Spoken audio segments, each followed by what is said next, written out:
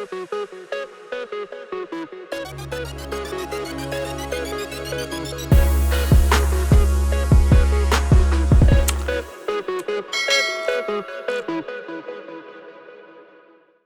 National TV देखते दर्शकों ਨੂੰ ਅਸੀਂ किसानी अंदोलन ਨਾਲ जुड़े हुए BKU ਦੁਆਬਾ ਦੇ ਪ੍ਰਧਾਨ ਸਰਦਾਰ ਮਨਜੀਤ ਸਿੰਘ ਰਾਏ ਜੋ ਕਿ ਪਿਛਲੇ 2 ਮਹੀਨੇ ਤੋਂ ਉਸ ਅੰਦੋਲਨ ਨਾਲ ਜੁੜੇ ਆ ਤੇ ਅੱਜ ਦੁਬਾਰਾ ਉਹ ਆਪਣੇ ਗ੍ਰਹਿ ਤੇ ਆਏ ਆ। ਉਹ ਕਿਉਂ ਆਏ ਆ, ਕੀ ਕਰਨ ਆਏ ਆ, ਕਿੱਦਾਂ ਨੌਜਵਾਨਾਂ ਨੂੰ ਦੁਬਾਰਾ ਉਸ ਅੰਦੋਲਨ ਨਾਲ ਜੋੜਨਾ, ਕਰਦੇ ਆ ਉਹਨਾਂ ਨਾਲ ਗੱਲਬਾਤ। ਜੀ ਸਿੰਘ ਰਾਏ ਜੀ, ਅਕਸਰ ਸਟੇਜ ਤੋਂ ਇਹ ਕਿਹਾ ਜਾਂਦਾ ਹੈ ਕਿ ਏਜੰਸੀਆਂ ਬਹੁਤ ਵੱਡੇ ਪੱਧਰ ਤੇ ਇਸ ਅੰਦੋਲਨ ਨੂੰ ਢਾਹ ਲਾਉਣ ਲਈ ਆਪਣਾ ਕੰਮ ਕਰ ਰਹੀਆਂ। ਆਪਾਂ ਮੰਨਦੇ ਹਾਂ ਕਿ ਜਿਹੜੀਆਂ 40-42 ਜਥੇਬੰਦੀਆਂ ਸਾਰੀਆਂ ਇਸ ਅੰਦੋਲਨ ਦੇ ਵਿੱਚ ਹਿੱਸਾ ਲੈ ਰਹੀਆਂ ਸੀ, ਕਿਤੇ ਨਾ ਕਿਤੇ ਕੋਈ ਗਲਤੀ ਹੋਈ ਹੈ। ਇਹ ਗਲਤੀ ਕਿੱਥੇ ਹੋਈ ਹੈ?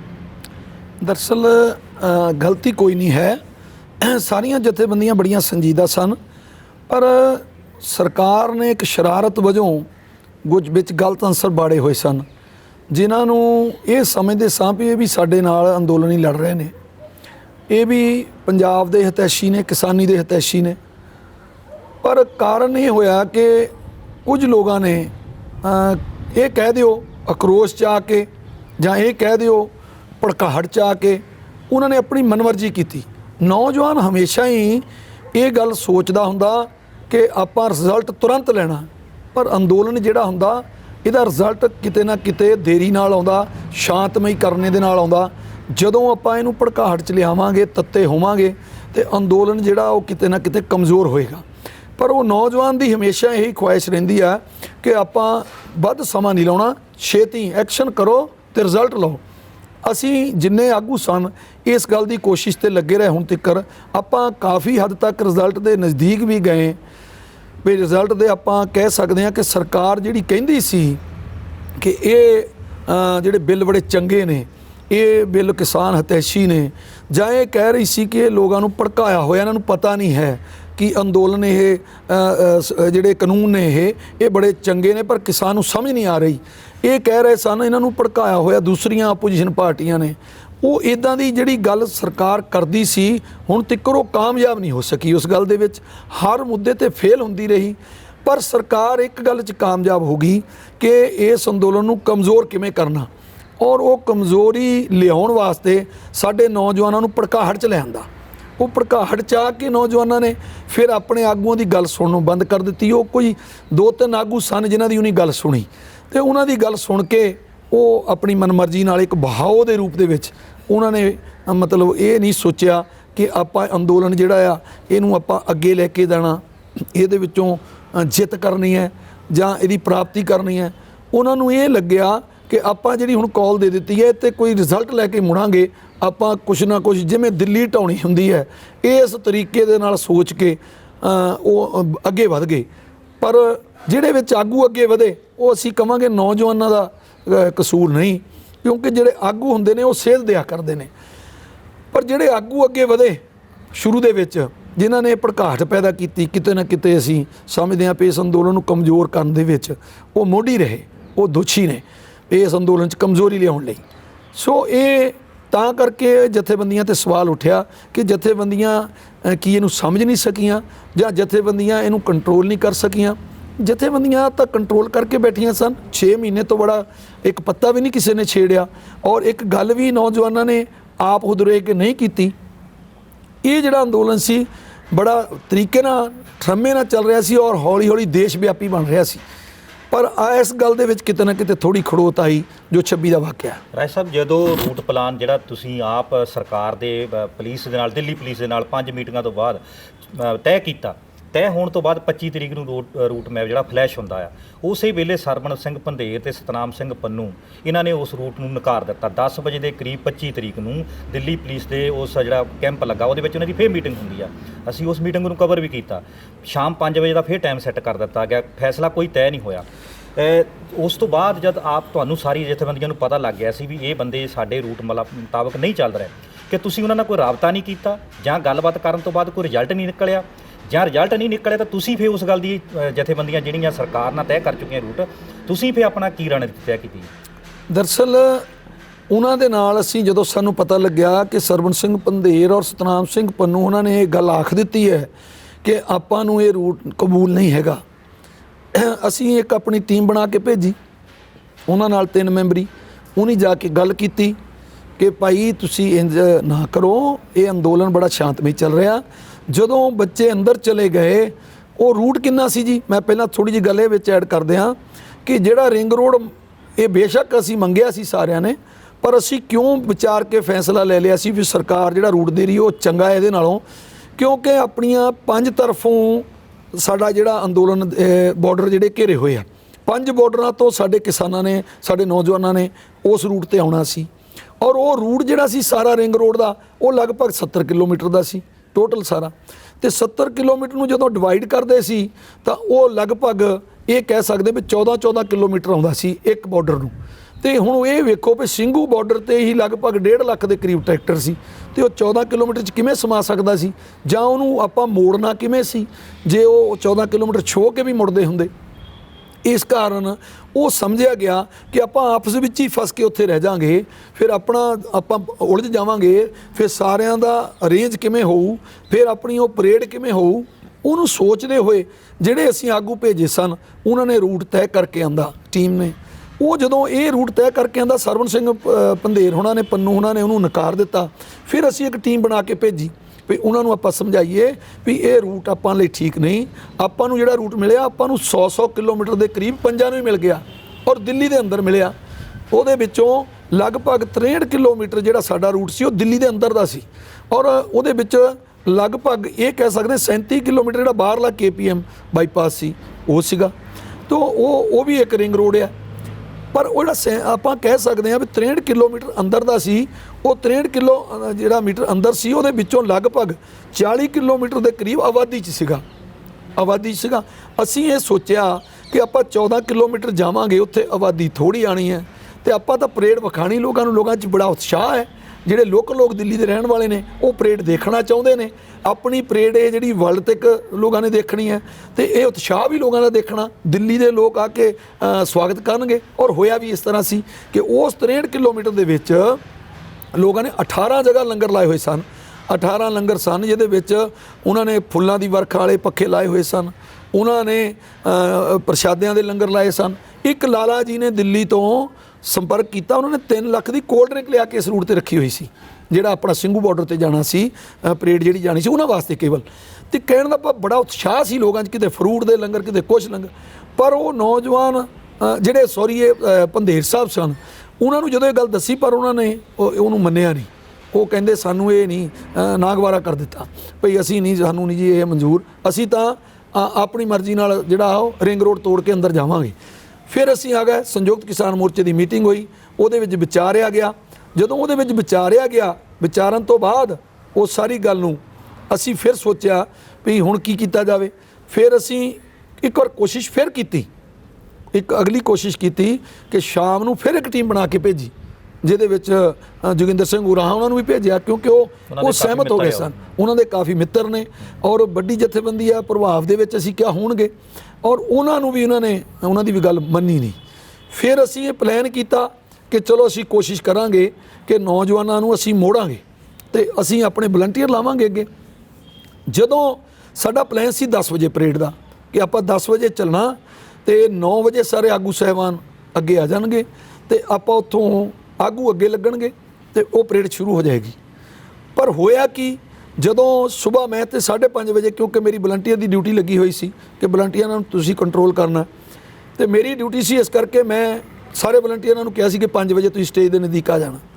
ਤੇ ਉਹ ਜਦੋਂ ਨੌਜਵਾਨ ਆ ਗਏ ਤੇ ਮੈਂ 5:30 ਵਜੇ ਸਟੇਜ ਤੇ ਚਲਾ ਗਿਆ। ਉਸ ਤੋਂ ਬਾਅਦ ਅਸੀਂ ਜਦੋਂ ਸਾਡੀਆਂ ਕੁਛ ਜਿਹੜੀਆਂ ਵਲੰਟੀਅਰਾਂ ਨੂੰ ਵਰਦੀਆਂ ਲੈ ਕੇ ਦੇਣੀਆਂ ਸੀ, ਉਹ ਗੁਰੂ ਤੇਗ ਬਹਾਦਰ ਮੈਮੋਰੀਅਲ ਜਿਹੜੀ ਪਾਰਕ ਹੈ ਉਹਦੇ ਵਿੱਚ ਉਹਨੇ ਵਰਦੀਆਂ ਦੇਣ ਆਉਣਾ ਸੀ, ਜਿਹੜੇ ਬੰਦੇ ਦੀ ਡਿਊਟੀ ਲੱਗੀ ਸੀ ਵੀ ਤੁਸੀਂ ਵਲੰਟੀਅਰ ਦੀਆਂ ਵਰਦੀਆਂ ਪਹੁੰਚਾਉਣੀਆਂ। ਮੈਂ ਉੱਧਰ ਗਿਆ ਹੋਇਆ ਸੀ, ਉਹ ਲੇਟ ਹੋ ਗਿਆ ਬੰਦਾ ਵਰਦੀਆਂ ਲੈ ਕੇ ਆਉਣ ਵਾਲਾ, ਤੇ ਲਗਭਗ 7:15 ਦੇ 7:20 ਦੇ ਕਰੀਬ ਜਿਹੜਾ ਪੰਨੂ ਸਾਹਿਬ ਵਾਲੀ ਸਾਈਡ ਆ, ਉਹਨੇ ਉਹ ਬੈਰੀਕੇਡ ਖੋਲ੍ਹਤੇ ਤਾਂ ਉਹ ਛੁੱਟ ਗਏ, ਸਿੰਘੂ ਬਾਰਡਰ ਵਾਲੇ। ਔਰ ਉਹ ਜਦੋਂ ਛੁੱਟ ਗਏ ਤੇ ਜਿਹੜਾ ਸਾਡੀ ਸਾਈਡ ਸੀਗਾ, ਸਾਰੇ ਕਿਸਾਨ ਖੜੇ, ਉਹ ਨੌਜਵਾਨ ਵੀ ਜਦੋਂ ਹੁਣ ਉਹ ਭੱਜ ਗਏ ਤੇ ਉਹ ਤਰਲੋ ਮੱਛੀ ਹੋਣ ਲੱਗ ਪਏ। ਉਹਨਾਂ ਨੇ ਜਿਹੜੀ ਸਾਈਡ ਅਸੀਂ ਖਾਲੀ ਕਰਾਈ ਹੋਈ ਸੀ ਵੀ ਇੱਧਰੋਂ ਨਿਕਲਣਾ, ਸਟੇਜ ਦੀ ਖੱਬੇ ਵਾਲੀ ਸਾਈਡ ਜਿਹੜੀ ਸੀ ਉਹ ਅਸੀਂ ਖਾਲੀ ਕਰਾਈ ਹੋਈ ਸੀ, ਜਿਹੜੇ ਇੱਧਰੋਂ ਜਾਓ ਤੇ ਜਿਹੜੀ ਸੱਜੇ ਵਾਲੀ ਸਾਈਡ ਸੀ ਉਹ ਨੌਜਵਾਨਾਂ ਨੇ ਆਪ ਖੋਲ੍ਹ ਲਈ ਸਾਡੇ ਵੱਲੋਂ। ਉਹ ਉਹਨਾਂ ਨੇ ਵੇਟ ਨਹੀਂ ਕੀਤਾ। ਫਿਰ ਵਲੰਟੀਅਰਾਂ ਨੂੰ ਅਸੀਂ ਲਾਇਆ ਬਹੁਤ, ਇਹਨਾਂ ਨੂੰ ਰੋਕੋ, ਪਰ ਉਹ ਨਹੀਂ ਮੰਨਣ ਨੂੰ ਤਿਆਰ ਹੋਏ। ਫਿਰ ਵੀ ਅਸੀਂ ਕੋਸ਼ਿਸ਼ ਕੀਤੀ ਚੇਨ ਬਣਾ ਕੇ ਇਹਨਾਂ ਨੂੰ ਰੋਕੀਏ। ਅਸੀਂ ਜਿਹੜੇ ਸਾਡੀਆਂ ਨਿਹੰਗ ਸਿੰਘ ਜਥੇਬੰਦੀਆਂ ਸਾਡੇ ਉੱਥੇ ਗੁਰੂ ਕੀਆਂ ਫੌਜਾਂ ਬੈਠੀਆਂ ਸਨ, ਅਸੀਂ ਉਹਨਾਂ ਨੂੰ, ਮੈਂ ਖੁਦ ਜਾ ਕੇ ਹੱਥ ਜੋੜ ਕੇ ਬੇਨਤੀ ਕੀਤੀ ਕਿ ਤੁਸੀਂ ਜਿੰਨੇ ਘੋੜਸਵਾਰ ਵੀਰ ਸਨ ਸਾਡੇ ਗੁਰੂ ਕੀਆਂ ਫੌਜਾਂ, ਉਹਨਾਂ ਨੂੰ ਬੇਨਤੀ ਕੀਤੀ ਕਿ ਤੁਸੀਂ ਕਿਸੇ ਨੇ ਵੀ ਬੇਨਤੀ ਹੈ ਬਾਬਾ ਜੀ, ਤੁਸੀਂ ਕਿਸੇ ਨੇ ਅੱਗੇ ਨਹੀਂ ਵਧਣਾ, ਆਪਾਂ ਇਕੱਠੇ ਹੋ ਕੇ ਚੱਲਣਾ। ਲਗਭਗ ਉਹਨਾਂ ਨੂੰ ਅਸੀਂ ਰੋਕਣ 'ਚ ਕਾਮਯਾਬ ਵੀ ਰਹੇ, ਉਹ ਰੁਕੇ ਰਹੇ। 9:15 ਤੱਕ ਜਿਹੜੇ ਸੀ ਉਹ ਘੋੜਸਵਾਰ ਉਹਨੇ ਘੋੜੇ ਛੱਡ ਦਿੱਤੇ। ਜਦੋਂ ਉਹਨਾਂ ਨੇ ਘੋੜੇ ਛੱਡ ਦਿੱਤੇ, ਫਿਰ ਮੈਂ ਆਪਣੇ ਵਲੰਟੀਅਰਾਂ ਨੂੰ, ਕਿਉਂਕਿ ਸੱਟਾਂ ਚੋਟਾਂ ਖਾਣਗੇ ਘੋੜਿਆਂ ਦੇ ਮੋਹਰੇ ਤਾਂ ਵਲੰਟੀਅਰ ਕੀ ਕਰਨਗੇ, ਤੇ ਉਹ ਫਿਰ ਵਲੰਟੀਅਰ ਪਿੱਛੇ ਹਟ ਗਏ।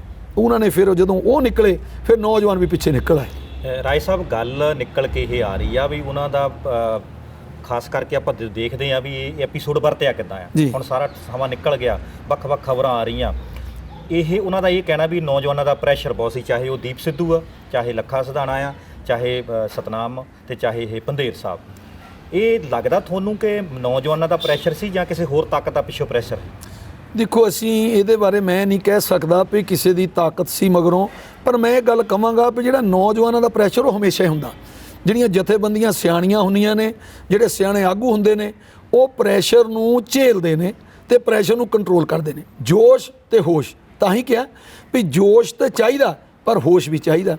ਤੇ ਜਿਹੜਾ ਹੋਸ਼ ਹੁੰਦਾ ਉਹ ਬਜ਼ੁਰਗਾਂ ਦਾ ਹੁੰਦਾ, ਤੇ ਹੋਸ਼ ਕਵਰ ਕਰਦਾ ਉਹਨੂੰ ਵੀ ਆਪਾਂ ਇਹ ਜੋਸ਼ ਨੂੰ ਕਵਰ ਕਰਨਾ। ਪਰ ਜਦੋਂ ਇੱਕ ਵਿੱਚੋਂ ਕੋਈ ਆਗੂ ਬਾਗੀ ਹੋ ਗਿਆ, ਉਹਨੇ ਮੋਹਰੇ ਉਹ ਬੈਠਾ ਸਾਡੇ, ਇੱਕ ਤਰ੍ਹਾਂ ਇਹ ਕਹਿ ਸਕਦੇ ਹਾਂ ਵੀ ਸਾਨੂੰ ਪਹਿਲਾਂ ਤਾਂ ਇਹ ਗੱਲ ਨਹੀਂ ਸਮਝ ਆਈ ਕਿ ਜਦੋਂ ਅਸੀਂ ਜਾ ਕੇ ਦਿੱਲੀ ਬੈਠੇ ਹਾਂ ਤਾਂ ਸਾਨੂੰ ਅੱਗੇ ਨਹੀਂ ਜਾਣ ਦਿੱਤਾ ਗਿਆ। ਉਹ ਬਾਰਡਰ ਰੋਕ ਦਿੱਤੇ ਵੀ ਤੁਸੀਂ ਇੱਥੇ ਜੀ ਦਿੱਲੀ ਦੇ ਅੰਦਰ ਇੰਟਰ ਨਹੀਂ ਕਰ ਸਕਦੇ। ਪਰ ਇੱਕ ਜਥੇਬੰਦੀ ਨੂੰ 14 ਦਿਨ ਬਾਅਦ ਉਹ ਆਉਂਦੀ ਹੈ ਪਿੱਛੋਂ ਚੱਲ ਕੇ ਆਪਣੀ ਮਰਜ਼ੀ ਨਾਲ, ਵੀ ਅਸੀਂ ਹੁਣ ਜਾਣਾ, ਤੇ ਉਹ ਪਿੱਛੋਂ ਦੀ ਬਾਹਰ ਦੀ ਸਾਈਡ ਦੀ ਕ੍ਰਾਸ ਕਰਾ ਕੇ ਉਹਨਾਂ ਨੂੰ ਸਰਕਾਰ ਮੋਹਰੇ ਬਿਠਾ ਦਿੰਦੀ ਹੈ। ਔਰ ਉਹ ਦੇਖੋ, ਫਿਰ ਉਹ ਦਿੱਲੀ ਜੇ ਅੰਦਰ ਗਏ ਸੀ ਤਾਂ ਫਿਰ ਅੱਗੇ ਵੀ ਜਾ ਸਕਦੇ ਸਨ, ਪਰ ਉਹ ਸਾਡੇ ਅੱਗੇ ਬਿਠਾਏ ਗਏ। ਤਾਂ ਕਿਤੇ ਨਾ ਕਿਤੇ ਸਾਨੂੰ ਇਹ ਲੱਗਾ ਵੀ ਸਰਕਾਰ ਦੀ, ਬੇਸ਼ੱਕ ਮੈਂ ਨਹੀਂ ਕਹੂੰਗਾ ਵੀ ਉਸ ਜਥੇਬੰਦੀ ਦੀ ਕੋਈ ਪਲੈਨਿੰਗ ਹੋਵੇ, ਪਰ ਸਰਕਾਰ ਦੀ ਪਲੈਨਿੰਗ ਜ਼ਰੂਰ ਸੀ ਵੀ ਆਪਾਂ ਇਹਨਾਂ ਨੂੰ ਕਿਵੇਂ ਵਰਤਣਾ, ਔਰ ਉਹ ਵਰਤੇ ਗਏ। ਉਹ ਹੁਣ ਕਹਿ ਦਿਆਂਗੇ ਆਪਾਂ ਇਸ ਗੱਲ ਨੂੰ ਕਿ ਉਹ ਆਪਣੀ ਹੋਸ਼ ਵੀ ਉਹਨਾਂ ਦੀ ਕੰਮ ਨਹੀਂ ਆਈ, ਉਹ ਆਪਣੀ ਹੋਸ਼ ਨੂੰ ਕੰਮ 'ਚ ਲਿਆ ਨਹੀਂ ਸਕੇ, ਔਰ ਉਹਨਾਂ ਦੇ ਕਾਰਨ ਹੀ ਇਹ ਕਹਿ ਸਕਦੇ ਹਾਂ, ਕਿਉਂਕਿ ਨੌਜਵਾਨ ਵਰਗ ਨੂੰ ਇਹ ਲੱਗ ਗਿਆ ਵੀ ਇਹ ਜਿਹੜੇ ਆਗੂ ਨੇ ਇਹ ਗੱਲ ਸ਼ਾਇਦ ਕੋਈ ਕਮਜ਼ੋਰੀ ਦੀ ਕਰ ਰਹੇ ਨੇ, ਜਿਹੜੇ ਕਹਿ ਰਹੇ ਨੇ ਕਿ ਆਪਾਂ ਉੱਧਰ ਨਹੀਂ ਜਾਣਾ ਰਿੰਗ ਰੋਡ ਵੱਲ। ਜਿਹੜਾ ਉਹ ਕਹਿ ਰਿਹਾ ਇੱਕ ਆਗੂ ਵੀ ਆਪਾਂ ਤਾਂ ਰਿੰਗ ਰੋਡ ਜਾਵਾਂਗੇ, ਉਹ ਬਹਾਦਰ ਹੈ, ਉਹ ਤਕੜਾ ਹੈ, ਉਹ ਜਜ਼ਬਾਤੀ ਹੈ, ਤੇ ਉਹ ਕਹਿ ਰਿਹਾ ਜੀ। ਤੇ ਉਹ ਨੌਜਵਾਨ ਹਮੇਸ਼ਾ ਹੀ ਜਜ਼ਬਾਤੀ ਹੁੰਦੇ ਨੇ, ਉਹ ਇਸ ਜਜ਼ਬਾਤ 'ਚ ਆ ਕੇ ਉਹਦੇ ਨਾਲ ਜੁੜ ਕੇ ਅੱਗੇ ਵਧ ਗਏ। ਰਾਏ ਸਾਹਿਬ, ਜਿਸ ਤਰ੍ਹਾਂ ਅਸੀਂ ਮੌਕੇ ਤੇ ਵੀ ਦੇਖਿਆ ਕਿ ਜਿਹੜਾ ਸਰਵਣ ਸਿੰਘ ਪੰਧੇਰ ਉਹ ਕਿਸੇ ਗੱਡੀ ਦੇ ਉੱਪਰ ਖੜਾ ਸੀ, ਪਿੱਛੇ ਉਹ ਸਤਨਾਮ ਵਾਹਿਗੁਰੂ ਦਾ ਜਾਪ ਕਰਦੇ ਆਏ ਸੀ, ਉਹਨਾਂ ਦੀ ਕਵਰੇਜ ਵੀ ਕੀਤੀ ਆ, ਪਰ ਉੱਥੇ ਆਣ ਕੇ ਉਹਨਾਂ ਦੇ ਆਉਣ ਤੱਕ ਤਾਂ ਨਾਕੇ ਜਿਹੜੇ ਸੀ ਉਹ ਸਤਨਾਮ ਸਿੰਘ ਪੰਨੂ ਦੀ ਹਾਜ਼ਰੀ ਟੁੱਟ ਚੁੱਕੇ ਸੀਗੇ, ਪਰ ਉਹ ਰਿੰਗ ਰੋਡ ਤੇ ਜਾਣ ਦੀ ਗੱਲ ਕਰ ਰਹੇ ਸੀਗੇ। ਨੌਜਵਾਨਾਂ ਦਾ ਮੂੰਹ ਜਿਹੜਾ ਲਾਲ ਕਿਲੇ ਵੱਲ ਨੂੰ ਹੋਇਆ ਆ, ਉਹਦੇ ਲਈ ਮਤਲਬ ਇਹ ਧਿਰ ਜ਼ਿੰਮੇਵਾਰ ਆ, ਜਾਂ ਦੀਪ ਸਿੱਧੂ ਦਾ ਕਰਕੇ ਉੱਥੇ ਲਾਲ ਕਿਲੇ ਤੇ ਲੋਕ ਗਏ, ਜਾਂ ਦਿੱਲੀ ਪੁਲਿਸ ਨੇ ਉਹਨਾਂ ਨੂੰ ਰਾਸਤਾ ਇਦਾਂ ਦਾ ਦਿੱਤਾ ਵੀ ਜਿਹੜਾ ਜਾ ਕੇ ਸਿੱਧਾ ਹੀ ਲਾਲ ਕਿਲੇ ਨੌਜਵਾਨ ਖੜੇ ਹੋਣਗੇ? ਦੇਖੋ, ਮੈਂ ਤਾਂ ਕਿਤੇ ਨਾ ਕਿਤੇ ਸਮਝਦਾ ਕਿ ਦਿੱਲੀ ਪੁਲਿਸ ਦੇ ਨਾਲ ਕੱਲੀ ਦਿੱਲੀ ਪੁਲਿਸ ਵੀ ਕਿਵੇਂ ਕਹਿ ਸਕਦੀ ਹੈ, ਦਿੱਲੀ ਪੁਲਿਸ ਦੀ ਸਾਜ਼ਿਸ਼ ਤਾਂ ਹੈ, ਸਰਕਾਰ ਜਿਹੜੀ ਆ ਉਹ ਸਾਜ਼ਿਸ਼ ਕਰਵਾ ਰਹੀ ਹੈ, ਪਰ ਆਪਾਂ ਕਿਉਂ ਉਹ ਸਾਜ਼ਿਸ਼ ਚਾਹੀਏ? ਗੱਲ ਤਾਂ ਇਹ ਹੈ, ਉਹ ਤਾਂ ਪਹਿਲਾਂ ਤੋਂ ਚਾਹੁੰਦੇ ਨੇ ਅੰਦੋਲਨ ਨੂੰ ਕਮਜ਼ੋਰ ਕਰਨ ਲਈ, ਸਾਜ਼ਿਸ਼ਾਂ ਬੜਬੜੀਆਂ ਰਚੀਆਂ ਉਹਨਾਂ ਨੇ। ਆਪਾਂ ਫਿਰ ਤੁਹਾਨੂੰ ਮੈਂ ਉਹਦਾ ਜਵਾਬ ਦੇ ਦੇਵਾਂਗਾ ਜੇ ਕਹੋਗੇ ਤਾਂ, ਕਿਉਂਕਿ ਜਿਹੜੀਆਂ ਸਾਜ਼ਿਸ਼ਾਂ, ਮੈਂ ਤੇ ਇਸ ਅੰਦੋਲਨ ਨੂੰ ਪਹਿਲੇ ਦਿਨ ਤੋਂ ਹੰਢਾਇਆ, ਸਾਰਾ ਵਿੱਚ ਰਿਹਾ, ਤੇ ਮੈਂ ਵੇਖਦਾ ਰਿਹਾ, ਕਿਉਂਕਿ ਐਜ਼ ਏ ਵਲੰਟੀਅਰ ਜਿਹੜੀ ਟੀਮ ਸੀ ਉਹ ਸਾਰੀ ਮੇਰੇ ਨਾਲ ਜੁੜੀ ਹੋਈ ਸੀ। ਉਹਨਾਂ ਨੇ ਵਿੱਚ ਸ਼ਰਾਰਤਾਂ ਕਰਨ ਨੂੰ ਕਈ ਸ਼ਖਸ ਭੇਜੇ, ਅਸੀਂ ਫੜ ਕੇ ਪੁਲਿਸ ਨੂੰ ਦਿੱਤੇ। ਉਹ ਸ਼ੁਰੂ ਤੋਂ ਸਰਕਾਰ ਤਾਂ ਇਹ ਪਾਲਿਸੀ ਲੈ ਕੇ ਹੀ ਚੱਲੀ ਹੋਈ ਸੀ ਨਾ ਵੀ ਆਪਾਂ ਇਸ ਅੰਦੋਲਨ ਨੂੰ ਕਮਜ਼ੋਰ ਕਿਵੇਂ ਕਰਨਾ, ਪਰ ਕਿਤੇ ਨਾ ਕਿਤੇ ਜਿਹੜੇ ਸਾਡੇ ਆਗੂ ਹੈ ਉਹਨਾਂ ਨੂੰ ਤਾਂ ਚਾਹੀਦਾ ਸੀ ਨਾ ਕਿ ਆਪਾਂ ਇਸ ਗੱਲ ਨੂੰ ਵਿਚਾਰੀਏ ਵੀ ਇਹ ਕਿਤੇ ਸਾਡਾ ਨੁਕਸਾਨ ਨਾ ਹੋ ਜਾਵੇ, ਤੇ ਆਪਾਂ ਅੰਦਰ ਨਾ ਲੈ ਕੇ ਜਾਈਏ ਇੱਦਾਂ ਦੀਆਂ ਗੱਲਾਂ। ਫਿਰ ਇਹ ਜਿਹੜੀਆਂ ਭੜਕਾਹਟ ਵਾਲੀਆਂ ਗੱਲਾਂ, ਇਹ ਵੀ ਜ਼ਿਆਦਾਤਰ ਉਸ ਸਟੇਜ ਤੋਂ ਹੁੰਦੀਆਂ ਰਹੀਆਂ। ਉਹ ਜਿਹੜੀ ਗੱਲ ਲਾਲ ਕਿਲੇ ਵਾਲੀ ਆ ਵੀ ਆਪਾਂ ਜਾਵਾਂਗੇ, ਹਾਂ ਜੀ, ਕਿਸੇ ਨੇ ਕਹਿ ਦਿੱਤਾ ਕਿ ਆਪਾਂ ਸੰਸਦ 'ਚ ਬਿਸਤਰ ਵਿਛਾਵਾਂਗੇ, ਉਹ ਇਹ ਜਿਹੜੀਆਂ ਗੱਲਾਂ ਹੋਈਆਂ, ਕਿਤੇ ਨਾ ਕਿਤੇ ਉਹ ਨੌਜਵਾਨ ਜਿਹੜੇ ਸੀ ਉਸ ਗੱਲ ਨੂੰ ਪਕੜ ਕੇ ਬੈਠ ਗਏ। ਭਾਵਕ ਹੁੰਦੇ ਨੇ ਔਰ ਉਹਨਾਂ ਨੂੰ ਲੱਗਦਾ ਕਿ ਆਪਾਂ ਇਹ ਕੁਛ ਨਾ ਕੁਛ ਇਸ ਤਰ੍ਹਾਂ ਦਾ ਕਰਕੇ ਹਟਾਂਗੇ, ਤੇ ਉਹ ਭਾਵਕ ਹੋ ਕੇ ਨੌਜਵਾਨ ਜਿਹੜੇ ਉਸ ਗੱਲ ਪਿੱਛੇ ਲੱਗ ਕੇ ਤੁਰ ਗਏ।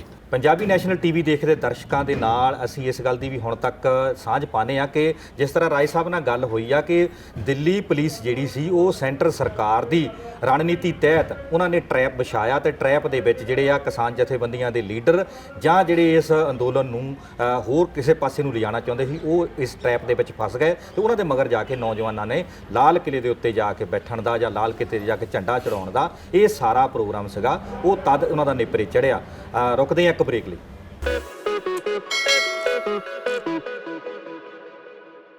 ਵਕਫੇ ਤੋਂ ਬਾਅਦ ਇੱਕ ਵਾਰ ਫਿਰ ਸਵਾਗਤ ਹੈ। ਤਾਂ ਗੱਲ ਕਰਦੇ ਹਾਂ ਰਾਏ ਸਾਹਿਬ ਨਾਲ ਕਿ ਜਿਹੜਾ 26 ਤਰੀਕ ਦਾ ਘਟਨਾਕ੍ਰਮ ਆ ਉਹਦਾ ਸਾਰਾ ਵੇਰਵਾ ਉਹ ਨਹੀਂ ਦਿੱਤਾ ਤੇ ਹੁਣ ਕਰਦੇ ਹਾਂ ਅਗਲੀ ਰਣਨੀਤੀ ਦੀ ਗੱਲ।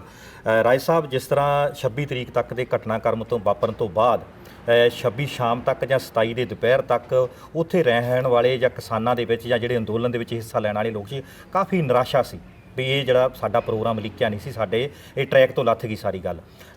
ਨੈੱਟ ਬੰਦ ਕਰ ਦਿੱਤਾ ਗਿਆ, ਜਿਹਦੇ ਨਾਲ ਕੀ ਹੋਇਆ ਕਿ ਸਰਕਾਰ ਪੱਖੀ ਮੀਡੀਆ ਸੀਗਾ ਉਹ ਪੰਜਾਬ ਵਿੱਚ ਖਬਰਾਂ ਸਰਕਾਰ ਪੱਖੀ ਭੇਜਣ ਲੱਗ ਪਿਆ। ਲਾਲ ਕਿਲੇ ਦੀ ਗੱਲ ਜਿਹੜੀ ਉਹ ਬਹੁਤ ਜ਼ਿਆਦਾ ਹਾਈਲਾਈਟ ਹੋ ਗਈ ਤੇ ਕਿਸਾਨੀ ਅੰਦੋਲਨ ਜਿਹੜੀਆਂ ਗੱਲਾਂ ਸੀ ਉਹ ਪਿੱਛੇ ਪੈ ਗਈਆਂ। ਇਹਦਾ ਤੁਸੀਂ ਕੀ ਦੇਖਦੇ ਕਿ ਹੁਣ ਉਹਦੀ ਭਰਪਾਈ ਹੋ ਗਈ ਆ ਕੱਲ ਤੱਕ ਜਾਂ ਕਿੱਦਾਂ, ਹਜੇ ਉੱਥੇ ਦੇ ਕੀ ਹਾਲਾਤ ਹੈ? ਬਿਲਕੁਲ, ਕੱਲ ਸ਼ਾਮ ਤੱਕ ਜਿਹੜੇ ਹਾਲਾਤ ਸੀਗੇ ਉਹ ਕੁਝ ਸਾਨੂੰ ਵੀ ਲੱਗ ਰਿਹਾ ਸੀ, ਕਿਉਂਕਿ ਅਸੀਂ ਕੱਲ ਜਿਹੜੀ ਨਿਰਾਸ਼ਾ ਪੈਦਾ ਹੋਈ ਸੀ ਉਹਨੂੰ ਵੇਖਦੇ ਹੋਏ ਮੈਂ ਆਪਣੇ ਸਾਡੇ ਯੂਨੀਅਨ ਦੇ ਜਨਰਲ ਸਕੱਤਰ ਜਿਹੜੇ ਸਤਨਾਮ ਸਿੰਘ ਸਾਨੀ ਉਹਨਾਂ ਨੂੰ ਮੈਂ ਉੱਥੇ ਛੱਡ ਕੇ ਆਇਆ ਔਰ ਮੈਂ ਉਹਨਾਂ ਨੂੰ ਕਿਹਾ ਕਿ ਮੈਂ ਪੰਜਾਬ ਵੱਲ ਜਾ ਰਿਹਾ ਇਸ ਕਰਕੇ ਕਿ ਜਿਹੜੀ ਪੰਜਾਬ ਦੇ ਵਿੱਚ ਨਿਰਾਸ਼ਾ ਗਈ ਹੈ ਇਸ ਗੱਲ ਨਾਲ ਆਪਾਂ ਕਿਤੇ ਨਾ ਕਿਤੇ ਰੂਹ ਭਰ ਕੇ ਆਈਏ ਦੁਬਾਰਾ ਫਿਰ ਔਰ ਦੁਬਾਰਾ ਜਿਹੜਾ ਲੋਕਾਂ ਦੇ ਵਿੱਚ ਉਤਸ਼ਾਹ ਆਵੇ ਵੀ ਆਪਾਂ ਇਸ ਅੰਦੋਲਨ 'ਚ ਜਾਣਾ ਹੈ ਔਰ ਇਹ ਆਪਾਂ ਅੰਦੋਲਨ ਜਿਹੜਾ ਹੈ ਜਿੱਤ ਕੇ ਮੁੜਨਾ ਤੇ ਜਿੱਤ ਦੇ ਨਜ਼ਦੀਕ ਆ ਬਿਲਕੁਲ। ਸੋ ਇਸ ਕਰਕੇ ਮੈਂ ਕੱਲ ਉੱਥੋਂ ਜਦੋਂ ਆਇਆ ਤੇ ਮੈਂ ਆ ਕੇ ਜਦੋਂ ਵੇਖਿਆ ਤੇ ਬਿਲਕੁਲ ਸਾਡਾ ਪ੍ਰੋਗਰਾਮ ਸੀ ਕਿ 3-4 ਦਿਨ ਅਸੀਂ ਗੱਡੀਆਂ ਤੇ ਸਪੀਕਰ ਲਾ ਕੇ ਆਪਣੇ ਘੱਟ ਤੋਂ ਘੱਟ ਦੁਆਬੇ ਦੇ ਸਾਰੇ ਜ਼ਿਲ੍ਹਿਆਂ ਦੇ ਵਿੱਚ ਘੁੰਮਾਂਗੇ ਤੇ ਘੁੰਮ ਕੇ ਫਿਰ ਮਾਝੇ ਵਾਲੇ ਜਿਹੜੇ ਸਾਡੇ ਆਗੂ ਨੇ ਉਹਨਾਂ ਨੂੰ ਉੱਧਰ ਭੇਜਾਂਗੇ। ਇਸ ਤਰ੍ਹਾਂ ਜਿਹੜੀ ਨਵੀਂ ਰੂਪ ਪੈਦਾ ਕੀਤੀ ਜਾਵੇ ਦੁਬਾਰਾ, ਇਸ ਗੱਲ ਦਾ ਟੀਚਾ ਸੀ। ਪਰ ਜਦੋਂ ਕੱਲ ਦਾ ਮੈਂ ਵੇਖਿਆ ਉੱਥੇ ਪ੍ਰੋਗਰਾਮ ਕਿ ਉੱਥੇ ਥੋੜ੍ਹੀ ਨਿਰਾਸ਼ਾ ਜੀ ਲੱਗ ਰਹੀ ਸੀਗੀ, ਹਾਲਾਤ ਇਦਾਂ ਦੇ ਗਾਜੀਪੁਰ ਬਾਰਡਰ ਤੇ ਪੈਦਾ ਕਰਤੇ ਗਏ, ਟਿਕਰੀ ਫੋਰਸ ਲਾਤੀ ਔਰ ਸਿੰਘੂ ਬਾਰਡਰ ਤੇ ਪਰਲੇ ਪਾਸੇ ਖਪਖਾਨਾ ਹੋਇਆ ਸਟੇਜ ਦੇ ਅਗਲੇ ਪਾਸੇ ਸਾਡੀ ਦੇ ਜਿਹੜੀ ਦੂਏ ਪਾਸੇ ਸਟੇਜ ਲੱਗੀ ਹੋਈ ਹੈ ਪੰਧੇਰ ਹੁਣਾਂ ਵਾਲੀ ਉਧਰਲੇ ਪਾਸੇ, ਤੇ ਉਹ ਵੇਖਦੇ ਹੋਏ ਫਿਰ ਮੈਂ ਸ਼ਾਮੀ ਪ੍ਰੋਗਰਾਮ ਚੇਂਜ ਕਰ ਲਿਆ।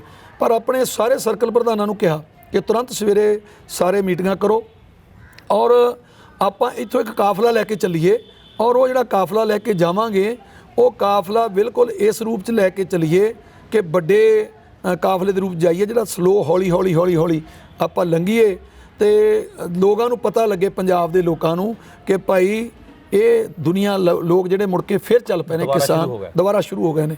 ਉਹ ਰੂਹ ਭਰਨ ਵਾਸਤੇ ਹੁਣ ਕੱਲ ਸਾਡਾ ਜਿਹੜਾ ਵੱਡਾ ਕਾਫਲਾ ਅਸੀਂ ਕੋਸ਼ਿਸ਼ ਕਰ ਰਹੇ ਹਾਂ ਕਿ ਸਾਡਾ ਕੋਈ 250 ਤੋਂ 300 ਦੇ ਵਿੱਚ ਗੱਡੀ ਜਿਹੜੀ ਹੈ ਉਹ ਤੇ ਕੁਛ ਲਗਭਗ 100 ਕੁ ਟਰੋਲੀ ਉਹ ਅਸੀਂ ਤੋਰਾਂਗੇ ਇੱਥੋਂ ਫਗਵਾੜੇ ਤੋਂ।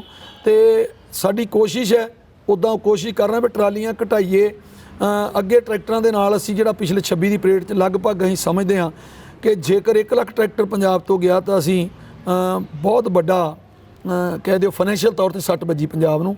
100 ਕਰੋੜ ਦਾ ਡੀਜ਼ਲ ਫੂਕ ਸਿੱਟਿਆ ਸੀ ਤੇ ਆਪਾਂ ਇਹ ਕਹਿ ਸਕਦੇ ਹਾਂ ਕਿ ਪੰਜਾਬ ਨੂੰ ਐਡੀ ਸੱਟ ਨਾ ਵੱਜੇ, ਉਹਦੇ ਕਰਕੇ ਅਸੀਂ ਕੋਸ਼ਿਸ਼ ਕਰ ਰਹੇ ਜਿਹੜੀਆਂ ਗੱਡੀਆਂ ਸਸਤੀਆਂ ਪੈਣ ਜਿਹ 'ਚ ਜ਼ਿਆਦਾ ਲੋਕ ਜਾ ਸਕਣ ਉਹ ਗੱਡੀਆਂ 'ਚ ਲੈ ਕੇ ਜਾਈਏ ਤੇ ਆਪਣੀ, ਕਿਉਂਕਿ ਉੱਥੇ ਟਰੋਲੀ ਬਹੁਤ ਪਹਿਲੇ ਖੜੀ ਹੈ, ਉੱਥੇ ਟੈਂਟ ਲੱਗੇ ਹੋਏ ਨੇ, ਸੌਣ ਦੇ ਪ੍ਰਬੰਧ ਹੈਗੇ ਆ ਤੇ ਉਹ ਨਵੀਂ ਰੂਹ ਭਰੀ ਹੈ ਔਰ ਕੱਲ੍ਹ ਨੂੰ ਤਿਆਰ ਹੈ ਸਾਡਾ ਕਾਫਲਾ। ਸਭ ਤੋਂ ਵੱਡੀ ਗੱਲ ਇਹ ਹੈ ਕਿ ਜਿਹੜੀ ਉਹ ਅਸੀਂ ਹੁਣ ਜਦੋਂ ਸਾਨੂੰ ਇਹ ਫੋਨ ਕੀਤੇ ਸਾਰੇ ਸਰਕਲ ਪ੍ਰਧਾਨਾਂ ਨੂੰ ਔਰ ਸਾਰਿਆਂ ਨੇ ਡਿਊਟੀ ਆਪਣੀ ਸਾਂਭੀ ਤੇ ਉਹਨਾਂ ਨੇ ਸਾਨੂੰ ਇਹ ਕਿਹਾ ਜੀ ਵੀ ਕੋਈ ਕਮੀ ਨਹੀਂ, ਲੋਕਾਂ 'ਚ ਉਤਸ਼ਾਹ ਭਰ ਗਿਆ ਕਿਉਂਕਿ ਰਾਤ ਜਿਹੜਾ ਵਾਕਿਆ ਗਾਜੀਪੁਰ ਹੋਇਆ ਬਾਰਡਰ ਤੇ ਉਸ ਤੋਂ ਪਹਿਲਾਂ ਲੋਕ ਨਿਰਾਸ਼ ਸਨ। ਪਰ ਜਦੋਂ ਅੱਧੀ ਰਾਤ ਨੂੰ ਪਤਾ ਲੱਗਿਆ ਕਿ ਯੂਪੀ 'ਚੋਂ ਲੋਕ ਉੱਠ ਕੇ ਆ ਗਏ ਨੇ, ਹਰਿਆਣੇ 'ਚੋਂ ਲੋਕ ਉੱਠ ਕੇ ਚੱਲ ਪਏ ਨੇ। ਰਕੇਸ਼ ਟਕੈਤ ਦੀ ਜਿਹੜੀ ਵੀਡੀਓ ਵਾਇਰਲ ਹੋਈ ਹੈ ਉਹਦੇ ਨਾਲ ਹਰਿਆਣੇ ਦਾ ਜਿਹੜਾ ਯੂਪੀ ਦੇ ਨਾਲ ਲੱਗਦਾ ਹਿੱਸਾ ਤੇ ਯੂਪੀ ਦੇ ਜਿਹੜੇ ਕਿਸਾਨ ਆ ਉਹਨਾਂ ਨੇ ਖਬਰਾਂ ਆ ਰਹੀਆਂ ਕਿ ਬਹੁਤ ਜ਼ਿਆਦਾ ਉੱਥੇ ਦੀ ਭਰਪਾਈ ਕਰਤੀ ਆ। ਪਰ ਪੰਜਾਬ ਦੇ ਵਿੱਚੋਂ ਹਜੇ ਨੌਜਵਾਨ ਜਿਹੜਾ ਵਾਪਸ ਜਾਣਾ ਨਹੀਂ ਸ਼ੁਰੂ ਹੋਏ, ਉਹ ਜਿਹੜਾ ਤੁਸੀਂ ਹੁਣ ਮੁਹਿੰਮ ਸ਼ੁਰੂ ਕੀਤੀ ਆ ਉਹ ਫਿਰ ਤੁਸੀਂ ਸਾਰਾ ਹੁਣ ਇਸ ਵੇਲੇ ਇੱਦਾਂ ਦੇ ਹਾਲਾਤ ਬਣਾ ਦੋਗੇ ਕਿ ਲੋਕ ਬੱਸਾਂ ਰਾਹੀਂ, ਜੇ ਟਰੈਕਟਰਾਂ ਰਾਹੀਂ ਨਹੀਂ ਜਾ ਸਕਦੇ, ਬੱਸਾਂ ਰਾਹੀਂ ਉਸ ਅੰਦੋਲਨ ਦੇ ਵਿੱਚ ਦੁਬਾਰਾ ਜਾ ਕੇ ਜਾਨ ਪਾ ਦੇਣਗੇ। ਤੁਸੀਂ ਇੱਦਾਂ ਦਾ ਕੋਈ ਪਲਾਨਿੰਗ ਕੀਤੀ? ਬਿਲਕੁਲ ਜੀ, ਬਿਲਕੁਲ। ਸਾਡੀ ਪਲਾਨਿੰਗ ਇਹ ਆ ਵੀ ਕੱਲ੍ਹ ਅਸੀਂ ਪਹਿਲਾ ਜਥਾ ਰਵਾਨਾ ਕਰ ਰਹੇ ਹਾਂ, ਉਹ ਲਗਭਗ ਅਸੀਂ ਤੁਹਾਨੂੰ ਦੱਸਦਾ ਵੀ 300 ਦੇ ਕਰੀਬ ਗੱਡੀ ਘੱਟ ਤੋਂ ਘੱਟ ਸਾਡਾ ਟੀਚਾ ਹੈ ਵੀ ਇੰਨੀ ਸਾਡੀ ਗੱਡੀ ਕੱਲ੍ਹ ਨਿਕਲੇਗੀ। ਪਰ ਅਸੀਂ ਰੋਜ਼ ਇਹ ਲਾ ਦਿੱਤਾ ਕਿ ਹਰ ਰੋਜ਼ 100 ਗੱਡੀ ਹਰ ਜ਼ਿਲ੍ਹੇ 'ਚੋਂ, ਜਿੱਥੇ ਜਿੱਥੇ ਸਾਡੀ ਜਥੇਬੰਦੀ ਕੰਮ ਕਰਦੀ ਹੈ, ਹਰ ਜ਼ਿਲ੍ਹੇ 'ਚੋਂ 100 ਗੱਡੀ ਰੋਜ਼ ਜ਼ਿਲ੍ਹਾ ਵਾਈਜ਼ ਲਾਵਾਂਗੇ ਡਿਊਟੀ। ਕਿ ਅੱਜ ਜਿਵੇਂ ਡਿਊਟੀ ਲੱਗ ਗਈ ਹੁਸ਼ਿਆਰਪੁਰ ਦੀ, ਕੱਲ੍ਹ ਡਿਊਟੀ ਲੱਗ ਗਈ ਜਲੰਧਰ ਦੀ, ਪਰਸੋਂ ਲੱਗ ਗਈ ਨਵਾਂ ਸ਼ਹਿਰ ਦੀ, ਫਿਰ ਲੱਗ ਗਈ ਕਪੂਰਥਲੇ ਦੀ, ਫਿਰ ਲੱਗ ਗਈ ਲੁਧਿਆਣੇ ਦੀ। ਇਸ ਤਰ੍ਹਾਂ ਅਸੀਂ ਉਹ ਰੋਜ਼ ਕਾਫਲੇ ਜਾਇਆ ਕਰੂਗੇ। ਘੱਟ ਤੋਂ ਘੱਟ ਸਾਡੀ ਜਥੇਬੰਦੀ ਵੱਲੋਂ 100 ਗੱਡੀ ਰੋਜ਼ ਅਸੀਂ ਇਹ ਆਪਣਾ ਟੀਚਾ ਮਿੱਥਿਆ। ਔਰ ਉਹਦੇ ਨਾਲ ਮੈਂ ਹੁਣੀ ਥੋੜ੍ਹੀ ਦੇਰ ਪਹਿਲਾਂ ਆਇਆ, ਮੇਰੇ ਇੱਥੇ ਸ਼ਹਿਰ ਦੇ ਲਾਗੇ ਕੁਝ ਸੱਜਣ ਨੇ, ਉਹਨਾਂ ਦੇ ਕੋਲੋਂ ਆਇਆ ਵੀ ਤੁਸੀਂ ਵੀ ਹੰਬਲਾ ਮਾਰੋ। ਜਦੋਂ ਉਹਨਾਂ ਨੂੰ ਮੈਂ ਆਖਿਆ ਤਾਂ ਉਹ ਕਹਿੰਦੇ ਵੀ ਸਾਡੇ ਤਾਂ ਨੌਜਵਾਨ ਬੜੇ ਕਾਲੇ ਨੇ, ਤਿਆਰ ਹੋਏ ਫਿਰਦੇ ਨੇ। ਕੱਲ੍ਹ ਦਾ ਜਦੋਂ ਦਾ ਪਤਾ ਲੱਗਿਆ ਸਾਰੇ ਹੀ, ਉਹ ਤਾਂ ਕੁਝ ਸੱਜਣ ਜਿਹੜੇ ਟਰਾਲੀਆਂ ਲੈ ਕੇ ਵਾਪਸ ਆ ਰਹੇ ਸਨ, ਉੱਥੋਂ ਮੁੜਨੇ ਨੂੰ ਤਿਆਰ ਹੋ ਗਏ ਸਨ ਵੀ ਅਸੀਂ ਵਾਪਸ ਮੁੜ ਚਲੀਏ।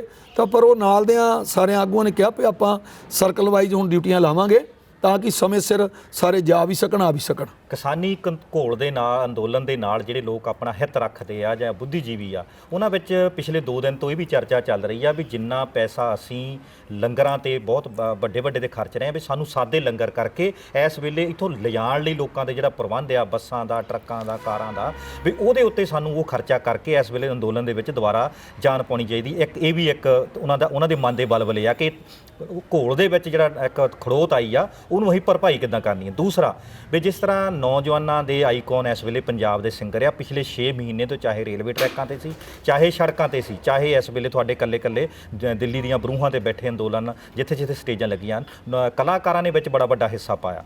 ਤੇ ਹੁਣ ਤੁਹਾਨੂੰ ਰਣਨੀਤੀ ਇੱਦਾਂ ਦੀ ਕੋਈ ਬਣਾਉਣੀ ਚਾਹੀਦੀ ਹੈ ਕਿ ਜਿਸ ਤਰ੍ਹਾਂ ਗੁਰਦਾਸ ਮਾਨ ਜੀ ਦਾ ਪਹਿਲਾਂ ਉੱਥੇ ਪਹੁੰਚਣ ਤੇ ਕੋਈ ਬਾਹਲਾ ਵਧੀਆ ਸਵਾਗਤ ਨਹੀਂ ਹੋਇਆ ਜਾਂ ਸਟੇਜ ਤੇ ਬੋਲਣ ਦਾ ਮੌਕਾ ਨਹੀਂ ਦਿੱਤਾ ਗਿਆ, ਵੀ ਤੁਸੀਂ ਹੁਣ ਆਪਣੀ ਰਣਨੀਤੀ ਤੈਅ ਕਰਕੇ ਕੋਈ ਇੱਦਾਂ ਦਾ ਪਲੇਟਫਾਰਮ ਬਣਾਓਗੇ ਕਿ ਨੌਜਵਾਨ ਜਿਹੜੇ ਆ ਕਲਾਕਾਰਾਂ ਨੂੰ ਸਟੇਜ ਤੋਂ ਟਾਈਮ ਦਿੱਤਾ ਜਾਵੇ, ਜਾਂ ਮਾੜਾ ਮੋਟੀਆਂ ਜਿਹੜੀਆਂ ਪੰਜਾਬ ਦੀਆਂ ਕਿਸੇ ਨਾਲ ਬਖਰੇਵੇਂ ਉਹਨਾਂ ਨੂੰ ਭੁੱਲ ਕੇ ਇਸ ਵੇਲੇ ਦਿੱਲੀ ਦੇ ਤਖਤ ਦੇ ਨਾਲ ਜਿਹੜਾ ਮੱਥਾ ਲੱਗਾ ਹੋਇਆ ਆ, ਉਹਦੇ ਮੁਤਾਬਕ ਰਣਨੀਤੀ ਅਗਲੀ ਤੈਅ ਕੀਤੀ ਜਾਊਗੀ। ਬਿਲਕੁਲ। ਅਸੀਂ ਜਿਹੜੇ ਨੌਜਵਾਨ, ਪਹਿਲਾਂ ਤਾਂ ਮੈਂ ਇਹ ਗੱਲ ਦੱਸਣੀ ਚਾਹੁੰਦਾ ਕਿ ਜਿਹੜੇ ਸਾਡੇ ਸਿੰਗਰ ਵੀਰ ਨੇ ਉਹ ਪਹਿਲਾਂ ਤੋਂ ਵੀ ਬੜਾ ਸਹਿਯੋਗ ਕਰ ਰਹੇ ਨੇ, ਔਰ ਉਹਨਾਂ ਨੇ ਕੱਲ੍ਹ ਤੋਂ ਸਾਡੀ ਗੱਲ ਹੋ ਰਹੀ ਹੈ ਸਾਰਿਆਂ ਨਾਲ, ਕਮਰ ਗਰੇਵਾਲ ਜੀ ਨਾਲ ਹੋਈ ਆ, ਬੱਬੂ ਮਾਨ ਜੀ ਨਾਲ ਹੋਈ ਆ, ਲਗਭਗ ਸਾਰੇ ਹੀ, ਯਸ ਬਾਜਵਾ ਜੀ ਹੈਗੇ ਆ, ਹਰਫ ਚੀਮਾ ਜੀ ਹੈਗੇ, ਇੱਦਾਂ ਸਾਰਿਆਂ ਕਲਾਕਾਰਾਂ ਨਾਲ ਮੈਂ ਨਾਂ ਲਵਾਂਗਾ, ਲਿਸਟ ਵੱਡੀ ਹੋ ਜਾਏਗੀ। ਸਾਰਿਆਂ ਨਾਲ ਸਾਡੀ ਗੱਲ ਹੋਈ ਹੈ ਔਰ ਉਹਨਾਂ ਸਾਰਿਆਂ ਨੇ ਕਿਹਾ ਜੀ ਵੀ ਤੁਸੀਂ ਸਾਨੂੰ ਡਿਊਟੀਆਂ ਲਾਓ, ਸਾਨੂੰ ਦੱਸੋ ਵੀ ਅਸੀਂ ਇੱਥੇ ਸਟੇਜਾਂ ਤੇ ਕਿ ਪੰਜਾਬ 'ਚ ਜਿੱਥੇ ਕਹੋਗੇ ਅਸੀਂ ਇਸ ਸੇਵਾ 'ਚ ਪਹਿਲੇ ਦਿਨ ਤੋਂ ਹਾਜ਼ਰ ਹਾਂ, ਹੁਣ ਵੀ ਤੁਹਾਡੇ ਨਾਲ ਕੰਧੇ ਨਾਲ ਕੰਧਾ ਲਾਇਆ ਹੋਇਆ। ਔਰ ਅਸੀਂ ਕਰ ਰਹੇ ਹਾਂ ਕੋਸ਼ਿਸ਼ ਕਿ ਵੱਡੀ ਗਿਣਤੀ ਦੇ ਵਿੱਚ ਸਿੰਗਰ ਵੀਰ ਜਾਣ ਔਰ ਉਹ ਸਾਰਿਆਂ ਨੂੰ ਉਤਸ਼ਾਹਿਤ ਕਰਕੇ ਉੱਥੇ ਵੀ ਲੈ ਕੇ ਆਉਣ, ਪੰਜਾਬ ਵੀ ਆਉਣ ਤੇ ਉੱਥੇ ਸਟੇਜਾਂ 'ਤੇ ਵੀ ਬੋਲਣ। ਉਹ ਅੱਗੇ ਵਾਂਗ ਹੀ ਬੋਲਣਗੇ ਸਟੇਜਾਂ ਤੋਂ, ਬਿਲਕੁਲ ਐਸੀ ਕੋਈ ਗੱਲ ਨਹੀਂ। ਦੇਖੋ ਇੱਦਾਂ ਹੈ ਵੀ ਕਈ ਵਾਰੀ ਜਿਹੜਾ ਮੂਹਰੇ ਕਲਾਊਡ ਹੁੰਦਾ, ਲੋਕ ਹੁੰਦੇ ਨੇ, ਉਹਨਾਂ ਦੀ ਕਿਸੇ ਪ੍ਰਤੀ ਰਾਇ ਕਿਸੇ ਤਰ੍ਹਾਂ ਦੀ ਬਣ ਜਾਂਦੀ ਹੈ। ਉਹ ਰਾਇ ਨੂੰ ਅਸੀਂ ਹੁਣ ਤਾਂਹੀਓ ਤਾਂ ਉਹਨਾਂ ਨੂੰ ਸਮਝਾ ਰਹੇ ਨੌਜਵਾਨਾਂ ਨੂੰ, ਕਿਉਂਕਿ ਨੌਜਵਾਨਾਂ ਦੇ ਵਿੱਚ ਜਜ਼ਬਾ ਹੁੰਦਾ ਕਿ ਉਹ ਕਹਿੰਦੇ ਹੁੰਦੇ ਨਾ ਵੀ ਝੱਟ ਮੰਗਣੀ ਤੇ ਪਟ ਵਿਆਹ ਵਾਲਾ ਕੰਮ, ਵੀ ਐ ਦਵਾ ਸੱਟੇ ਜਿਹੜੀ ਗੱਲ ਕਰ ਦਈਏ ਨਾਲ ਹੀ ਉਹਦਾ ਰਿਜ਼ਲਟ ਆ ਜਾਵੇ। ਤੇ ਉਹ ਜਿਹੜੀ ਗੱਲ ਹੈ ਉਹ ਕਿਤੇ ਇਦਾਂ ਦੀ ਗੱਲ ਨੌਜਵਾਨਾਂ ਨੂੰ ਸਮਝਾਈ ਹੈ। ਔਰ ਉਹ ਜਿਹੜਾ ਝੱਟ ਮੰਗਣੀ ਤੇ ਪਟ ਵਿਆਹ ਵਾਲਾ ਸੌਦਾ ਵੇਖ ਵੀ ਲਿਆ ਉਹਨਾਂ ਨੇ, ਵੀ ਆਪਾਂ ਜੇਕਰ ਗਏ ਆ 26 ਨੂੰ ਤੇ ਉਹ ਕਿੱਡਾ ਵੱਡਾ ਨੁਕਸਾਨ ਕਰਾ ਕੇ ਆਏ ਆ।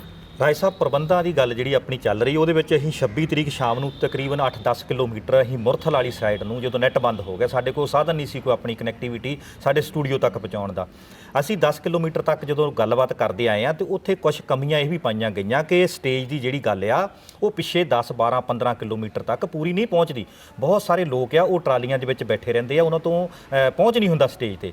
ਤੁਸੀਂ ਇਦਾਂ ਦੀ ਕਮਿਊਨੀਕੇਸ਼ਨ ਦੀਆਂ ਕਮੀਆਂ ਜਿਹੜੀਆਂ ਸੀ ਉਹਦੇ ਵਿੱਚ ਹੀ, ਜੇ ਆਪਾਂ ਮੰਨੀਏ ਵੀ ਅੱਜ ਜਿੱਦਾਂ ਦੀਪ ਸਿੱਧੂ ਦਾ ਜਥੇਬੰਦੀਆਂ ਵੱਲੋਂ ਕਿਹਾ ਜਾਵੇ ਗਮਰਾਹ ਹੋ ਕੇ ਲੋਕ ਉਹਦੇ ਮੁੰਡੇ ਮਗਰ ਚਲੇ ਗਏ ਜਾਂ ਤੱਤੇ ਖੂਨ ਵਾਲੇ ਚਲੇ ਗਏ, ਜਥੇਬੰਦੀਆਂ ਦੀ ਆਵਾਜ਼ ਲਾਸਟ ਤੱਕ ਪਹੁੰਚੇ। ਜਿਸ ਤਰ੍ਹਾਂ ਕੱਲ੍ਹ ਤੁਸੀਂ ਝੰਡਾ ਮਾਰਚ ਕੀਤਾ ਦੇਸ਼ ਦਾ ਝੰਡਾ ਲਾ ਕੇ, ਵੀ ਇੱਦਾਂ ਦਾ ਕੋਈ ਪਲਾਨਿੰਗ ਬਣਾ ਰਹੇ ਤੁਸੀਂ ਕਿ ਪਿੱਛੇ ਤੱਕ ਜਿਹੜੀ ਤੁਹਾਡੀ ਸਟੇਜ ਦੀ ਆਵਾਜ਼ ਆ, ਤੁਹਾਡੀ 32 ਜਥੇਬੰਦੀਆਂ ਦੀ ਆਵਾਜ਼ ਆ, ਲੋਕਾਂ ਦੇ ਨਾਲ ਟੱਚ ਆ ਜਿਹੜਾ, ਉਹ ਟੱਚ ਤੁਹਾਡਾ ਪਿੱਛੋਂ ਟੁੱਟ ਚੁੱਕਾ ਸੀ, ਤਾਂ ਹੀ ਕਰਕੇ ਇਹ ਨੌਜਵਾਨ ਜਿਹੜੇ ਆ ਜਿਨ੍ਹਾਂ ਦੇ ਵੀ ਉਹਨਾਂ ਨੂੰ ਭੜਕਾਇਆ ਜਾਂ ਜਿਨ੍ਹਾਂ ਨੇ ਮਗਰ ਲਾਇਆ ਉਹ ਲੱਗ ਗਏ। ਇੱਦਾਂ ਦੀ ਰਣਨੀਤੀ ਤੁਸੀਂ ਕੋਈ ਦੁਬਾਰਾ ਬਣਾ ਰਹੇ ਹੋ? ਬਿਲਕੁਲ। ਅਸੀਂ ਪਰਸੋਂ ਤੋਂ ਹੀ, ਜਿਸ ਦਿਨ ਤੋਂ 26 ਤੋਂ ਵਾਪਸ ਆਏ ਹਾਂ, ਅਸੀਂ ਉਸ ਦਿਨ ਤੋਂ ਹੀ ਆਪਣੀਆਂ 2 ਗੱਡੀਆਂ ਤਿਆਰ ਕਰ ਲਈਆਂ ਹੋਈਆਂ ਨੇ। ਇੱਕ ਗੱਡੀ ਰੋਜ਼ ਚੱਲ ਰਹੀ ਆ ਜੀ ਹੁਣ, ਉਹ ਜੇਕਰ ਉਹ ਗੱਡੀ ਖੜ ਜਾਏਗੀ ਦੂਜੀ ਚੱਲੇਗੀ, ਕਿਉਂਕਿ ਕੇਸ ਦੇ ਵਿੱਚ ਜਿਹੜਾ ਸਾਊਂਡ ਸਿਸਟਮ ਖਰਾਬ ਹੋ ਜਾਵੇ ਦੂਸਰੀ ਚੱਲ ਪਵੇ। ਇਸ ਤਰੀਕੇ ਦੇ ਨਾਲ ਉਹ ਗੱਡੀ ਸਾਡੀ ਰਾਊਂਡ ਕਰ ਰਹੀ ਹੈ ਜੀ ਹੁਣ, ਪਿੱਛੇ ਤੱਕ ਤੁਰ ਤੱਕ, ਜਿੱਥੇ ਤੱਕ ਸਾਡੀਆਂ ਟਰਾਲੀਆਂ ਬੈਠੀਆਂ ਨੇ ਉੱਥੇ ਤੱਕ ਆਉਂਦੇ ਆ, ਪ੍ਰਚਾਰ ਕਰਦੇ ਆ, ਨੌਜਵਾਨਾਂ ਨੂੰ ਇਹ ਬੇਨਤੀਆਂ ਵੀ ਕਰਦੇ ਆ ਕਿ ਠਰਮਾ ਰੱਖੋ, ਜਿਗਰਾ ਰੱਖੋ। ਔਰ ਦੂਸਰੀ ਗੱਲ ਕਿ ਤੁਸੀਂ ਕੋਸ਼ਿਸ਼ ਕਰੋ, ਦੇਖੋ ਆਪਾਂ ਉੱਥੇ ਗਏ ਅੰਦੋਲਨ ਦੇ ਵਿੱਚ। ਜੇ ਆਪਾਂ ਟਰਾਲੀਆਂ 'ਚ ਬੈਠੇ ਰਹੀਏ ਤਾਂ ਗੱਲ ਸਾਨੂੰ ਪਤਾ ਵੀ ਕਿਵੇਂ ਲੱਗੂ। ਜੇ ਆਪਾਂ ਇੱਥੇ ਅੱਜ ਨੌਜਵਾਨ 5-7 ਕਿਲੋਮੀਟਰ ਚੱਲਣਾ ਮੁਸ਼ਕਲ ਸਮਝਦੇ, 10 ਕਿਲੋਮੀਟਰ, ਤੇ ਅੱਗੇ ਸਾਡੇ ਬਜ਼ੁਰਗ ਵਾਹਿਆ ਕਰਦੇ ਸਨ ਹਲ, ਮੈਂ ਵੀ ਵਾਹਿਆ, ਹੱਥੀਂ ਹਲ ਵਾਹਿਆ ਮੈਂ, ਤੇ ਕਹਿੰਦੇ ਵੀ 1 ਕਿੱਲਾ ਵਾਹ ਲਿਆ ਤੇ 40 ਕੋਹ ਚਲਾ ਗਿਆ, ਸਿਆਣੇ ਕਹਿੰਦੇ ਸਨ। ਤੇ 1 ਕਿੱਲਾ ਵਾਹੁੰਦੇ ਸਨ, 1.5 ਕਿੱਲਾ ਵਾਹੁੰਦੇ ਸਨ। ਮੈਂ ਖੁਦ ਹੱਥੀਂ ਹਲ ਵਾਹੁੰਦਾ ਰਿਹਾ। 1 ਕਿੱਲਾ ਸੁਬਹ ਵਾਹੁਣਾ, ਦੁਪਹਿਰ ਨੂੰ ਕੜੀ ਬਲਦਾਂ ਨੂੰ ਰੈਸਟ ਦੇ ਦੇਣੀ, ਔਰ ਰੈਸਟ ਦੇ ਕੇ ਉਸ ਬਲਦਾਂ ਨੂੰ, ਤੇ ਉਹ ਰੈਸਟ ਦੇਣ ਤੋਂ ਬਾਅਦ ਇਹ ਕਰਨਾ ਕਿ ਲਗਭਗ ਦੁਪਹਿਰ ਤੋਂ ਬਾਅਦ ਦੁਪਹਿਰ ਨੂੰ ਪੱਠੇ ਪਾ ਦੇਣੇ, ਪਾਣੀ ਪਿਆ ਦੇਣਾ, ਆਪ ਵੀ ਰੈਸਟ ਕਰ ਲੈਣੀ। 4 ਕਣਾਈ ਦਾ ਸ਼ਾਮ ਨੂੰ ਵਾਲਾ ਸੁੱਟਣਾ, ਵਾਹ ਦੇਣਾ। ਹਾਂਜੀ, ਕਹਿਣ ਦਾ ਭਾਵ 1.5 ਕਿੱਲੇ ਤੱਕ ਅਸੀਂ ਵਾਹੀ ਕਰ ਲੈਂਦੇ ਸਾਂ। ਜੇ 1.5 ਕਿੱਲੇ ਤੱਕ ਵਾਹੀ ਕਰ ਲੈਂਦੇ ਤਾਂ ਮਤਲਬ 60 ਕੋਹ ਹੋ ਗਿਆ ਜੀ। ਕਹਿਣ ਦਾ ਭਾਵ ਹੈ ਕਿ ਜੇਕਰ 60 ਕੋਹ ਨਾ ਮੰਨੀਏ, 40-50 ਕਿਲੋਮੀਟਰ ਕਹਿ ਦਈਏ, ਤੇ 40-50 ਕਿਲੋਮੀਟਰ ਇੱਕ ਹਾਲੀ ਹਲ ਤੁਰ ਲੈਂਦਾ ਸੀ। ਤੇ ਹੁਣ ਆਪਾਂ ਜੇ ਸਟੇਜ ਤੋਂ ਪਿੱਛੇ ਬੈਠੇ ਆ 10 ਕਿਲੋਮੀਟਰ, 15 ਕਿਲੋਮੀਟਰ, 20 ਕਿਲੋਮੀਟਰ, ਤੇ ਨੌਜਵਾਨਾਂ ਨੂੰ ਚੱਲ ਕੇ ਜਾਣਾ ਕੋਈ ਔਖਾ ਨਹੀਂ। ਪਰ ਅਸੀਂ ਉਹ ਹੁਣ ਕਰ ਰਹੇ ਹਾਂ ਅਵੇਅਰ ਉਹਨਾਂ ਨੂੰ। ਸਾਊਂਡ ਜਿਹੜੀ KMP ਤੱਕ ਵੀ ਤੁਹਾਡੀ ਸਟੇਜ ਦੀ ਗੱਲ ਆਉਂਦੀ ਹੋ ਜਾਵੇ ਤਾਂ ਉਹਦੇ ਨਾਲ ਲੋਕ ਤੁਹਾਡੇ ਨਾਲ ਟੱਚ ਰਹਿਣਗੇ। ਇਹ ਗੱਲਾਂ ਲੋਕਾਂ 'ਚ ਅਕਸਰ ਸੀ ਉੱਥੇ। ਅਸੀਂ ਉਹ ਮੈਂ ਤੁਹਾਨੂੰ ਦੱਸਣਾ ਚਾਹੁੰਦਾ, ਅਸੀਂ ਸਾਊਂਡ ਸਿਸਟਮ ਕੀਤਾ, ਉਹ ਕੋਸ਼ਿਸ਼ ਕੀਤੀ ਪਿੱਛੇ ਤੱਕ ਲਿਆਉਣ ਦੀ। ਪਰ ਮੈਂ ਹੁਣ ਤੁਹਾਨੂੰ ਨਾਲ ਹੀ ਦੱਸ ਦਿਆਂ ਕਿ ਸਰਕਾਰ ਦੀਆਂ ਉਹਦੀ ਹਰਕਤਾਂ ਕਿਸ ਤਰ੍ਹਾਂ ਦੀਆਂ। ਸਾਨੂੰ ਡੇਲੀ ਸਾਊਂਡ ਸਿਸਟਮ ਜਿਹੜਾ ਉਹਨੂੰ ਚੈੱਕ ਕਰਾਉਣਾ ਪੈਂਦਾ, ਚਲਾਉਣਾ ਪੈਂਦਾ। ਬੰਦ ਹੋ ਜਾਂਦਾ ਕਿਵੇਂ? ਰਾਤ ਨੂੰ ਤਾਰਾਂ ਕੱਟ ਕੇ ਲੈ ਜਾਂਦੇ ਨੇ। ਉਹ ਤਾਰਾਂ ਜਿਹੜੀਆਂ ਨੇ, ਹੁਣ ਇਹ ਵੀ ਨਹੀਂ ਪਤਾ ਲੱਗਦਾ ਕਿਉਂਕਿ ਤੰਬੂਆਂ ਦੇ ਵਿੱਚ ਦੀ ਤਾਰਾਂ ਲੰਘਦੀਆਂ ਨੇ, ਤੇ ਉੱਥੇ ਇਹ ਵੀ ਨਹੀਂ ਕਈ ਵਾਰੀ ਪਤਾ ਲੱਗਦਾ, ਵਲੰਟੀਅਰ ਘੁੰਮਦੇ ਨੇ ਵੀ ਕਿਹਨੇ ਤਾਰ ਕੱਟ ਲਈ, ਹੈ ਨਾ। ਉਹ ਜਦੋਂ ਤਾਰਾਂ ਕੱਟ ਲੈਂਦੇ ਨੇ, ਸਾਊਂਡ ਸਿਸਟਮ ਬੰਦ ਹੋ ਜਾਂਦਾ। ਫਿਰ ਜਦੋਂ ਸਟੇਜ ਲਗਭਗ 2-2.5 ਘੰਟੇ ਚੱਲ ਜਾਂਦੀ, ਫਿਰ ਪਿੱਛੇ ਫੋਨ ਆਉਂਦੇ ਵੀ ਪਿੱਛੇ ਤਾਂ ਤੁਹਾਡੀ ਗੱਲ ਸੁਣਦੀ ਨਹੀਂ ਪਈ। ਫਿਰ ਉਹ ਸਾਊਂਡ ਚਲਾਈ ਦਾ, ਮੁੜ ਕੇ ਚੈੱਕ ਕਰਾਈ ਦੀ ਲਾਈਨ ਸਾਰੀ। ਇਹ ਨਹੀਂ ਗੱਲ ਕਿ ਜਿਹੜੇ ਆਗੂ ਆ ਸੰਜੀਦਾ ਨਹੀਂ, ਉਹ ਗੱਲ ਆਪਣੀ ਲੋਕਾਂ ਤੱਕ ਪਹੁੰਚਾਉਣਾ ਨਹੀਂ ਚਾਹੁੰਦੇ।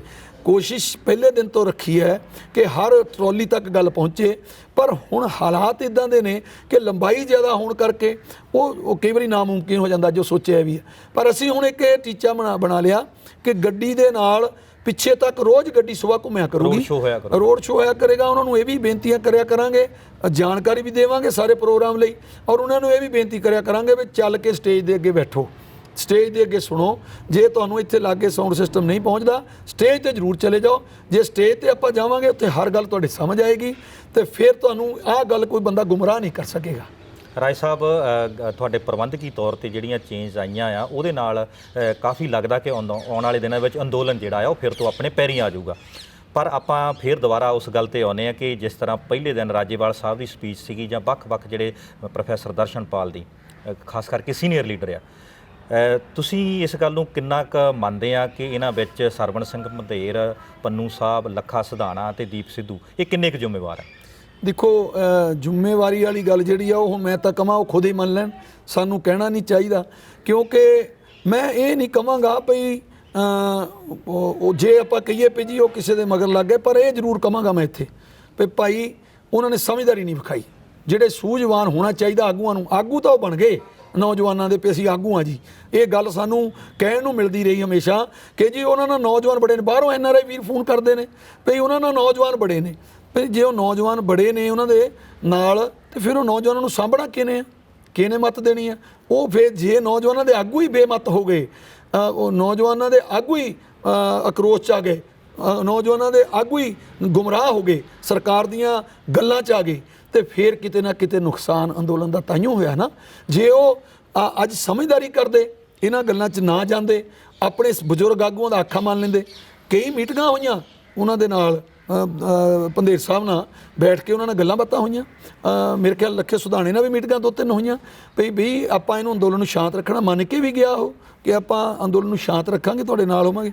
ਪਰ ਕਿਤੇ ਨਾ ਕਿਤੇ ਫਿਰ ਉਹ ਪੰਧੇਰ ਸਾਹਿਬ ਦੀ ਗੱਲ ਮਗਰ ਲੱਗ ਕੇ ਉਹ ਕਹਿ ਦਿਓ ਜ਼ਿੰਮੇਵਾਰੀ ਨਹੀਂ ਨਿਭਾਈ, ਜ਼ਿੰਮੇਵਾਰੀ ਆਪਣੀ ਤੋਂ ਉੱਕ ਗਏ। ਉੱਕਣ ਕਰਕੇ ਆਹ ਸਾਰਾ ਮਸਲਾ, ਕਿਉਂਕਿ ਨੌਜਵਾਨ ਹਮੇਸ਼ਾ, ਮੈਂ ਇਹ ਗੱਲ ਬਾਰ-ਬਾਰ ਕਹੂੰਗਾ ਕਿ ਨੌਜਵਾਨ ਹਮੇਸ਼ਾ ਤੱਤੀ ਗੱਲ ਪਸੰਦ ਕਰਦੇ ਆ। ਨੌਜਵਾਨ ਹਮੇਸ਼ਾ ਝੱਟ ਮੰਗਣੀ ਤੇ ਪਟ ਵਿਆਹ ਵਾਲਾ ਸੌਦਾ ਲੱਭਦੇ ਆ। ਇਹਨਾਂ ਨੇ ਇਹ ਗੱਲ ਉਹਨਾਂ ਨੂੰ ਕਿਤੇ ਨਾ ਕਿਤੇ ਉਹਨਾਂ ਦੇ ਅੱਗੇ ਰੱਖਤੀ ਵੀ ਆਪਾਂ 26 ਨੂੰ ਜਾਵਾਂਗੇ ਤਾਂ ਖਰੇ ਕੋਈ ਰਿਜ਼ਲਟ ਹੀ ਲੈ ਕੇ ਆ ਜਾਵਾਂਗੇ। ਉਹ ਨੌਜਵਾਨ ਉਸ ਗੱਲ 'ਚ ਆ ਗਏ ਜਿਹੜੇ ਬਜ਼ੁਰਗ ਆਗੂ ਬੋਲਦੇ ਸਨ। ਕਈ ਵਾਰੀ ਘਰਾਂ 'ਚ ਹੋ ਜਾਂਦਾ ਨਾ ਵੀ ਨੌਜਵਾਨ ਨੂੰ ਬਜ਼ੁਰਗ ਦਬਕਦਾ ਝਿੜਕਦਾ, ਤੇ ਨੌਜਵਾਨ ਇਹ ਕਹਿ ਦਿੰਦੇ ਨੇ ਕਿ ਬਜ਼ੁਰਗਾ ਤੈਨੂੰ ਨਹੀਂ ਹੁਣ ਪਤਾ, ਅੱਜ ਦਾ ਜ਼ਮਾਨਾ ਬਦਲ ਗਿਆ। ਤੇ ਜਿਹੜੇ ਨੌਜਵਾਨ ਕਿਤੇ ਨਾ ਕਿਤੇ ਉਹ ਛੇਤੀ ਵਾਲੀ ਕਾਹਲ ਵਾਲੇ ਕੰਮ 'ਚ ਪੈ ਜਾਂਦੇ ਨੇ। ਪਰ ਬਜ਼ੁਰਗ ਨੇ ਉਮਰ ਹਟਾਈ ਹੁੰਦੀ ਆ। ਬਜ਼ੁਰਗ ਹਮੇਸ਼ਾ ਕਹਿੰਦਾ ਕਿ ਜਿਹੜੇ ਘਾਟੇ ਮੈਂ ਖਾਦੇ ਨੇ ਉਹ ਮੇਰਾ ਕਿਤੇ ਪੁੱਤਰ ਨਾ ਖਾ ਜਾਏ। ਉਹ ਇਸ ਪੱਖ ਨਾਲ ਸਮਝਾਉਂਦਾ। ਉਹ ਇਸ ਗੱਲ ਦੇ ਵਿੱਚ ਜੇਕਰ ਆ ਜਾਂਦੇ, ਬਜ਼ੁਰਗਾਂ ਦੀ ਗੱਲ ਮੰਨ ਲੈਂਦੇ, ਤਾਂ ਅੱਜ ਆ ਨੌਬਤ ਨਾ ਆਉਂਦੀ। ਪੰਜਾਬੀ ਨੈਸ਼ਨਲ ਟੀਵੀ ਦੇਖਦੇ ਦਰਸ਼ਕਾਂ ਨੂੰ ਹੁਣ ਤੱਕ ਦੀ ਗੱਲਬਾਤ ਦੇ ਵਿੱਚੋਂ ਇਹ ਗੱਲ ਸਮਝ ਆ ਗਈ ਕਿ ਚਾਹੇ ਉਹ ਸਿੱਧੇ ਜਾਂ ਅਸਿੱਧੇ ਤੌਰ ਤੇ ਜ਼ਿੰਮੇਵਾਰ ਤਾਂ ਉਹ ਚਾਰ ਧਿਰਾਂ ਹੈਗੀਆਂ। ਰਾਏ ਸਾਹਿਬ, ਹੁਣ ਆਪਾਂ ਗੱਲ ਕਰਦੇ ਹਾਂ 11 ਗੇੜ ਦੀ ਜਿਹੜੀ ਸਰਕਾਰ ਨਾਲ ਮੀਟਿੰਗ ਤੁਹਾਡੀ ਚੱਲਦੀ ਸੀ, ਅਸੀਂ ਉੱਥੋਂ ਤੁਹਾਨੂੰ ਵੀ ਦੇਖਦੇ ਰਹੇ ਹਾਂ। ਸਰਕਾਰ ਦੇ ਤੁਸੀਂ ਪੂਰੀ ਤਰ੍ਹਾਂ ਧੌਣ ਤੇ ਗੋਡਾ ਰੱਖਿਆ ਸੀ। 2 ਮਹੀਨੇ ਵਿੱਚ ਉਹਨਾਂ ਨੂੰ ਤੁਸੀਂ ਸਾਹ ਲੈਣ ਦੀ ਕਿਸੇ ਪਾਸਿਓਂ ਵੀ ਕਸਰ ਨਹੀਂ, ਰਾਹ ਨਹੀਂ ਦਿੱਤਾ ਕਿਤੇ। ਹੁਣ ਕੀ ਲੱਗਦਾ ਕਿ ਜਦੋਂ 12ਵੇਂ ਗੇੜ ਦੀ ਦੁਬਾਰਾ ਮੀਟਿੰਗ ਹੁੰਦੀ ਆ ਤੇ ਉਸ ਮੀਟਿੰਗ ਦੇ ਵਿੱਚ ਕਿਸਾਨ ਜਥੇਬੰਦੀਆਂ ਦਾ ਕੀ ਰੁਖ ਹੋਊਗਾ? ਕੀ ਜਿਹੜਾ ਉਹਨੇ ਪ੍ਰਪੋਜ਼ਲ ਦਿੱਤੀ ਸੀ ਵੀ 1.5 ਸਾਲ ਲਈ ਅਸੀਂ ਸਸਪੈਂਡ ਕਰਕੇ ਕਮੇਟੀ ਦੇ ਵਿੱਚ ਕਿਸਾਨਾਂ ਦੇ ਜਿਹੜੇ ਮੈਂਬਰ ਲੈ ਲੈਂਦੇ ਆ, ਉਹ ਜਿਹੜੀ ਉਹਨਾਂ ਦੀ ਪ੍ਰਪੋਜ਼ਲ ਸੀ ਉਹ 'ਤੇ ਕਿਸਾਨ ਜਥੇਬੰਦੀਆਂ ਜਿਹੜੀਆਂ ਆਪਣਾ ਮੰਗ ਤੇ ਦੁਬਾਰਾ ਗੌਰ ਕਰਨਗੀਆਂ ਕਿ ਜਾਂ ਜਿਹੜਾ ਪਹਿਲਾ ਸਟੈਪ ਸੀਗਾ ਪਹਿਲੇ ਤੇ ਵੀ ਸਾਡੇ ਇੱਕੋ ਗੱਲ ਆ, ਕਾਨੂੰਨ ਵਾਪਸ ਤੇ MSP ਦਾ ਕਾਨੂੰਨ ਦੁਬਾਰਾ ਨਵਾਂ ਬਣਾਇਆ ਜਾਵੇ, ਉਹ ਸਟੈਂਡ ਤੇ ਰਹਿਣਗੇ? ਦੇਖੋ, ਇਹਦੇ ਵਿੱਚ ਸੰਯੁਕਤ ਕਿਸਾਨ ਮੋਰਚੇ ਦੀ ਮੀਟਿੰਗ ਹੁੰਦੀ ਹੈ ਜੀ, ਉਹ 'ਚ ਰਾਏ ਕੀਤੀ ਜਾਂਦੀ ਆ। ਉਹ ਮੇਰੀ ਪਰਸਨਲ ਇਕੱਲੇ ਦੀ ਰਾਏ ਹੋ ਨਹੀਂ ਸਕਦੀ। ਮੈਂ ਆਪਣੀ ਰਾਏ ਦੱਸ ਸਕਦਾ ਕਿ ਮੇਰੀ ਰਾਏ ਤਾਂ ਇਹੀ ਹੈ ਕਿ ਆਪਾਂ ਹੁਣ ਐਡਾ ਵੱਡਾ ਅੰਦੋਲਨ ਲੜ ਕੇ ਵੀ ਜੇ ਆਪਾਂ ਫਿਰ ਕਿਸੇ ਗੱਲ 'ਚ ਆ ਜਾਈਏ ਤਾਂ ਮੈਂ ਆਪਣੇ ਆਪ ਵੱਖਰੇ ਤੌਰ ਤੇ ਮੈਂ ਇਕੱਲੀ ਗੱਲ ਹੋ ਕੇ ਕਰਦਾ ਵੀ ਮੇਰੀ ਪਰਸਨਲ ਰਾਏ ਆ ਵੀ ਆਪਾਂ ਉਸ ਗੱਲ 'ਚ ਨਹੀਂ ਆਵਾਂਗੇ। ਆਪਾਂ ਤਾਂ ਉੱਥੇ ਹੀ ਗੱਲ ਰੱਖਾਂਗੇ ਕਿ ਤਿੰਨੋਂ ਹੀ ਕਾਨੂੰਨ ਰੱਦ ਕਰੋ, MSP ਤੇ ਲਿਖਤ ਗਰੰਟੀ ਦਿਓ, ਤਾਂ ਫਿਰ ਕੋਈ ਗੱਲ ਇਹ ਮੁੱਕੇਗੀ ਨਹੀਂ, ਤਾਂ ਅੰਦੋਲਨ ਜਾਰੀ ਰਹੇਗਾ। ਪਰ ਇੱਕ ਗੱਲ ਨਾਲ ਜ਼ਰੂਰ ਹੈ, ਮੈਂ ਕਦੇ ਵੀ ਇੱਦਾਂ ਨਹੀਂ ਕੀਤੀ ਕਿ ਜੇ ਮੇਰੇ 32 ਆਗੂ ਮੈਨੂੰ ਕੋਈ ਗੱਲ ਕਹਿਣ, ਮੇਰੇ ਬਜ਼ੁਰਗ ਆਗੂ ਮੈਨੂੰ ਕੋਈ ਗੱਲ ਕਹਿਣ, ਤਾਂ ਮੈਂ ਉਸ ਗੱਲ ਨੂੰ ਨਾ ਮੰਨਾਂ। ਮੈਂ ਹਮੇਸ਼ਾ ਗੱਲ ਉਹਨਾਂ ਦੀ ਮੰਨਦਾ। ਮੈਂ ਤੁਹਾਨੂੰ ਦੱਸਣਾ ਚਾਹੁੰਦਾ ਇੱਥੇ ਨਾਲ ਹੀ ਕਿ ਜਦੋਂ ਹੁਣ ਸਾਰੇ ਨੌਜਵਾਨ ਚਲੇ ਗਏ ਅੱਗੇ ਵੱਲ, ਤੇ ਮੈਨੂੰ ਇਹ ਲੱਗਾ ਕਿਤੇ ਨਾ ਕਿਤੇ ਕਿ ਮਾਵਾਂ ਨੇ ਪੁੱਤ ਤਾਂ ਸਾਡੇ ਨਾਲ ਤੋਰੇ ਨੇ, ਤੇ ਆਪਾਂ ਉਹਨਾਂ ਨੂੰ ਵੇਸਲੇ ਕਿਵੇਂ ਛੱਡ ਦਈਏ? ਮਤੇ ਕੋਈ ਨੁਕਸਾਨ ਨਾ ਤੇ ਕਿਤੇ ਕੋਈ ਨੁਕਸਾਨ ਨਾ ਹੋ ਜਾਵੇ। ਉਹ ਚਲੇ ਤਾਂ ਗਏ ਨੇ, ਲੀਡਰਲੈਸ ਹੋ ਕੇ ਚਲੇ ਗਏ ਨੇ, ਲੀਡਰਾਂ ਨੂੰ ਤਾਂ ਪਿੱਛੇ ਛੱਡ ਗਏ। ਤੇ ਜਦੋਂ ਉਹ ਲੀਡਰਲੈਸ ਹੋ ਕੇ ਚਲੇ ਗਏ ਨੇ, ਉਹਨਾਂ ਨੂੰ ਮੋੜੂ ਕੌਣ? ਉਹ ਦਿੱਲੀ 'ਚ ਕਿਹੜੇ ਪਾਸੇ ਜਾਣਗੇ? ਦਿੱਲੀ ਦੀ ਸਰਕਾਰ ਉਹਨਾਂ ਨਾਲ ਕਿਹੋ ਜਿਹੇ ਹਾਲਾਤ ਪੈਦਾ ਕਰੂਗੀ? ਫਿਰ ਮੈਂ ਮਜਬੂਰਨ, ਮੈਨੂੰ ਮੇਰੇ ਸਾਥੀਆਂ ਨੇ ਕਿਹਾ ਵੀ ਕਿ ਇਹ ਜਿਹੜੇ ਬਜ਼ੁਰਗ ਆਗੂ ਆ ਤੇ ਤੋਂ ਖਫਾ ਹੋਣਗੇ। ਮੈਂ ਕਿਹਾ ਕੋਈ ਗੱਲ ਨਹੀਂ, ਮੇਰੇ ਤੋਂ ਖਫਾ ਹੁੰਦੇ ਹੋ ਜਾਣ, ਮੈਂ ਆ ਕੇ ਮਾਫੀ ਮੰਗ ਲਾਂਗਾ। ਪਰ ਮੇਰੇ ਉਹ ਜਿਹੜੇ ਬੱਚੇ, ਮੇਰੇ ਵੀਰ ਅੱਗੇ ਲੰਘ ਗਏ ਨੇ, ਮੈਂ ਤਾਂ ਉਹਨਾਂ ਨੂੰ ਹੱਥ ਬੰਨ੍ਹ ਕੇ ਉਹਨਾਂ ਦੇ ਪੈਰ ਪਕੜ ਕੇ ਉਹਨਾਂ ਨੂੰ ਮੋੜ ਕੇ ਲੈ ਕੇ ਆਵਾਂਗਾ। ਮੈਂ ਇਸ ਭਾਵਨਾ ਦੇ ਤਹਿਤ ਫਿਰ ਅੱਗੇ ਗਿਆ, ਮੈਂ ਚਲਾ ਗਿਆ ਖੁਦ ਜੀ। ਤੇ ਜਦੋਂ ਮੈਨੂੰ ਵਾਪਸ ਆ ਗਏ, ਮੈਂ ਜਿਹੜੀ ਗੱਲ ਕਹਿਣੀ ਚਾਹੁੰਦਾ ਸੀ, ਜਦੋਂ ਅਸੀਂ ਵਾਪਸ ਆਏ ਤੇ ਫਿਰ ਮੇਰੇ ਬਜ਼ੁਰਗ ਆਗੂਆਂ ਨੇ ਮੈਨੂੰ ਡਾਂਟ ਲਾਈ ਵੀ ਤੈਨੂੰ ਅਸੀਂ ਸਿਆਣਾ ਗਿਣਦੇ, ਤੂੰ ਵੀ ਚਲਾ ਗਿਆ ਤੇ ਤੂੰ ਇਹ ਕੰਮ ਕੀ ਕੀਤਾ? ਮੈਂ ਉਹਨਾਂ ਨੂੰ ਇਹ ਗੱਲ ਕਹੀ ਤੇ ਮੈਂ ਇਸ ਭਾਵਨਾ ਨਾਲ ਗਿਆ ਕਿ ਮੇਰੇ ਉਹ ਪੰਜਾਬ ਦੇ ਪੁੱਤਰ ਨੇ, ਮੇਰੇ ਦੇਸ਼ ਦੇ ਉਹ ਪੁੱਤਰ ਨੇ, ਚਾਹੇ ਉਹ ਹਰਿਆਣੇ ਦੇ ਹੋਣ, ਚਾਹੇ ਪੰਜਾਬ ਦੇ ਹੋਣ, ਚਾਹੇ ਯੂਪੀ ਦੇ ਹੋਣ, ਉਹ ਜੇਕਰ ਚਲੇ ਗਏ ਨੇ, ਉਹ ਗੁੰਮਰਾਹ ਹੋ ਕੇ ਚਲੇ ਗਏ ਨੇ, ਗੁੱਸੇ ਚਲੇ, ਉਹਨਾਂ ਨੂੰ ਮੋੜ ਕੇ ਲਿਆਉਣਾ ਕਿਹਨੇ?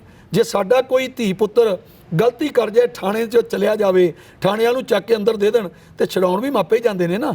ਤੇ ਫਿਰ ਸਾਡਾ ਫਰਜ਼ ਬਣਦਾ ਵੀ ਆਪਾਂ ਉਹਨਾਂ ਨੂੰ ਵਾਪਸ ਲੈ ਕੇ ਆਈਏ। ਤੇ ਫਿਰ ਆਪਾਂ ਜਦੋਂ ਉਹਨਾਂ ਨੂੰ ਵਾਪਸ ਲੈ ਆਏ ਤਾਂ ਫਿਰ ਮੈਂ ਇਹਨਾਂ ਨੂੰ ਕਿਹਾ ਵੀ ਮੈਂ ਕੁਤਾਹੀ ਜ਼ਰੂਰ ਕੀਤੀ, ਤੁਹਾਡਾ ਆਖਾ ਨਹੀਂ ਮੰਨਿਆ, ਮੈਂ ਤੁਹਾਨੂੰ ਪੁੱਛੇ ਤੋਂ ਬਿਨਾਂ ਨਿਕਲ ਗਿਆ, ਚਲਾ ਗਿਆ, ਤੇ ਮੈਨੂੰ ਜਿਹੜੀ ਸਜ਼ਾ ਲਾਓ ਮੈਂ ਭੁਗਤਣ ਨੂੰ ਤਿਆਰ ਹਾਂ। ਪਰ ਮੈਂ ਇਸ ਭਾਵਨਾ ਨਾਲ ਗਿਆ ਕਿ ਜਿਹੜੇ ਉਹ ਮੇਰੇ ਦੇਸ਼ ਦੇ ਬੱਚੇ ਚਲੇ ਗਏ ਨੇ, ਉਹਨਾਂ ਨੂੰ ਮੈਂ ਵਾਪਸ ਆਪਣੇ ਖੇਮੇ 'ਚ ਲੈ ਕੇ ਆਈਏ, ਫਿਰ ਉਹਨਾਂ ਨੂੰ ਬੁੱਕਲ 'ਚ ਲੈ ਕੇ ਸਮਝਾਈਏ ਕੋਈ ਗੱਲ ਨਹੀਂ, ਜ਼ਿੰਦਗੀ 'ਚ ਵੱਡੀਆਂ ਗਲਤੀਆਂ ਹੁੰਦੀਆਂ ਨੇ, ਉਤਾਰ ਚੜ੍ਹਾਅ ਆਉਂਦੇ ਨੇ, ਪਰ ਆਪਾਂ ਅੱਗੇ ਤੋਂ ਆਪਣੇ ਉਹਨਾਂ ਬਜ਼ੁਰਗ ਆਗੂਆਂ ਦੀ, ਜਿਵੇਂ ਹੁਣ ਤੁਸੀਂ ਨਾਂ ਲਿਆ ਦਰਸ਼ਨਪਾਲ ਜੀ, ਰਾਜੇਵਾਲ ਸਾਹਿਬ, ਡੱਲੇਵਾਲ ਸਾਹਿਬ ਨੇ, ਹੋਰ ਆਗੂ ਨੇ ਸਿਆਣੇ ਵਿੱਚ, ਉਹ ਜਿਹੜੇ ਆਗੂ ਨੇ ਸਿਆਣੇ ਵਿੱਚ, ਉਹਨਾਂ ਦੀ ਮੈਂ ਤਾਂ ਇਹ ਕਹਿ ਸਕਦਾ ਕਿ ਉਹਨਾਂ ਦੀ ਸਾਡੀ ਉਮਰ ਤੋਂ ਵੱਧ ਉਹਨਾਂ ਦਾ ਤਜਰਬਾ ਹੈ। ਜਿੰਨੀ ਕਿ ਸਾਡੀ ਉਮਰ ਹੈ ਉਹਨਾਂ ਤੋਂ ਵੱਧ ਤਜਰਬਾ ਹੈ। ਤੇ ਫਿਰ ਆਪਾਂ ਨੂੰ ਉਹ ਜੇ ਕੋਈ ਗੱਲ ਚਾਰ ਝਿੜਕ ਵੀ ਦੇਣ, ਮੈਂ ਤਾਂ ਹੁਣ ਵੀ ਕਹਿਣਾ ਵੀ ਜਿਹਨਾਂ ਤੋਂ ਖਫਾ ਵੀ ਨੇ ਅੱਜ ਸਾਰੇ, ਉਹ ਸਟੇਜਾਂ ਤੋਂ ਵੀ ਨਾ ਬੋਲੇ ਨੇ, ਮੈਂ ਕਹਿੰਦਾ ਜਿਹਨਾਂ ਤੋਂ ਖਫਾ ਨੇ ਪੈਰ ਫੜ ਲੈਣ, ਜਾ ਕੇ ਆਪਣੇ ਬਜ਼ੁਰਗ ਦੇ ਬਾਪ ਦੇ ਪੈਰ ਫੜਦੇ ਆ। ਕੋਈ ਅਸੀਂ ਨੀਵੇਂ ਹੋ ਚੱਲੇ ਆ? ਕਹਿੰਦੇ ਹੁੰਦੇ ਬਜ਼ੁਰਗ ਦੀਆਂ ਗਾਲਾਂ ਘਿਓ ਦੀਆਂ ਨਾਲਾਂ। ਤੇ ਜੇਕਰ ਉਹ ਜਾ ਕੇ ਫੜ ਲੈਣ, ਮਾਫੀ ਮੰਗ ਲੈਣ, ਆਪਾਂ ਨਹੀਂ ਇਹੋ ਜੀ ਗੱਲ ਕਰਾਂਗੇ, ਤੁਹਾਡੇ ਮਗਰ ਲੱਗ ਕੇ ਚੱਲਾਂਗੇ, ਹੈ ਨਾ, ਪਿੱਛੇ ਬੈਠਾਂਗੇ, ਜਿੱਥੇ ਤੁਸੀਂ ਸਾਨੂੰ ਹੁਕਮ ਲਾਓਗੇ, ਜਿਹੜੀ ਸਾਨੂੰ ਡਿਊਟੀ ਲਾਓਗੇ ਨਿਭਾਵਾਂਗੇ। ਮੇਰੇ ਖਿਆਲ 'ਚ ਤਾਂ ਬਜ਼ੁਰਗ ਮੰਨ ਲੈਣਗੇ ਉਹਨਾਂ ਦੀ ਗੱਲ। ਦਰਸ਼ਕੋ, ਤੁਸੀਂ ਦੇਖਿਆ ਕਿ ਮਨਜੀਤ ਸਿੰਘ ਰਾਏ ਨੇ 2 ਮਹੀਨੇ ਦੇ ਅੰਦੋਲਨ ਤੋਂ ਜਿਹੜਾ ਸਿਖਰ ਤੇ ਗਿਆ ਸੀ ਉਹਦੇ ਵਿੱਚ 26 ਤਰੀਕ ਨੂੰ ਕਿੱਦਾਂ ਖੜੋਤ ਆਈ ਆ, ਕਿਹੜੇ ਲੋਕ ਜ਼ਿੰਮੇਵਾਰ ਆ ਤੇ ਅਗਲਾ ਦੁਬਾਰਾ ਸਟੈਪ ਕੀ ਆ ਉਸ ਅੰਦੋਲਨ ਨੂੰ ਬਹੁਤ ਵੱਡੇ ਦੁਬਾਰਾ ਲਿਜਾ ਕੇ ਸਿਖਰ ਤੇ ਲਿਜਾ ਕੇ ਉਸ ਅੰਦੋਲਨ ਨੂੰ ਦੁਬਾਰਾ ਕਿੱਦਾਂ ਖੜਾ ਕਰਨਾ ਆ ਤੇ ਕਿੱਦਾਂ ਨੌਜਵਾਨਾਂ ਨੂੰ ਦੁਬਾਰਾ ਉੱਥੇ ਲੈ ਕੇ ਜਾਣਾ ਆ ਤੇ ਕਿਹੜੀਆਂ ਕਮੀਆਂ ਰਹੀਆਂ ਉਹਨਾਂ ਨੂੰ ਦੂਰ ਕਰਕੇ ਅੰਦੋਲਨ ਦੇ ਨਾਲ ਫੇਰ ਦੁਬਾਰਾ ਕਿੱਦਾਂ ਲੋਕਾਂ ਨੂੰ ਜੋੜਨਾ ਆ। ਤੁਸੀਂ ਇਹ ਸਾਰੀ ਗੱਲਬਾਤ ਦੇਖੀ ਪੰਜਾਬੀ ਨੈਸ਼ਨਲ ਟੀਵੀ ਤੇ।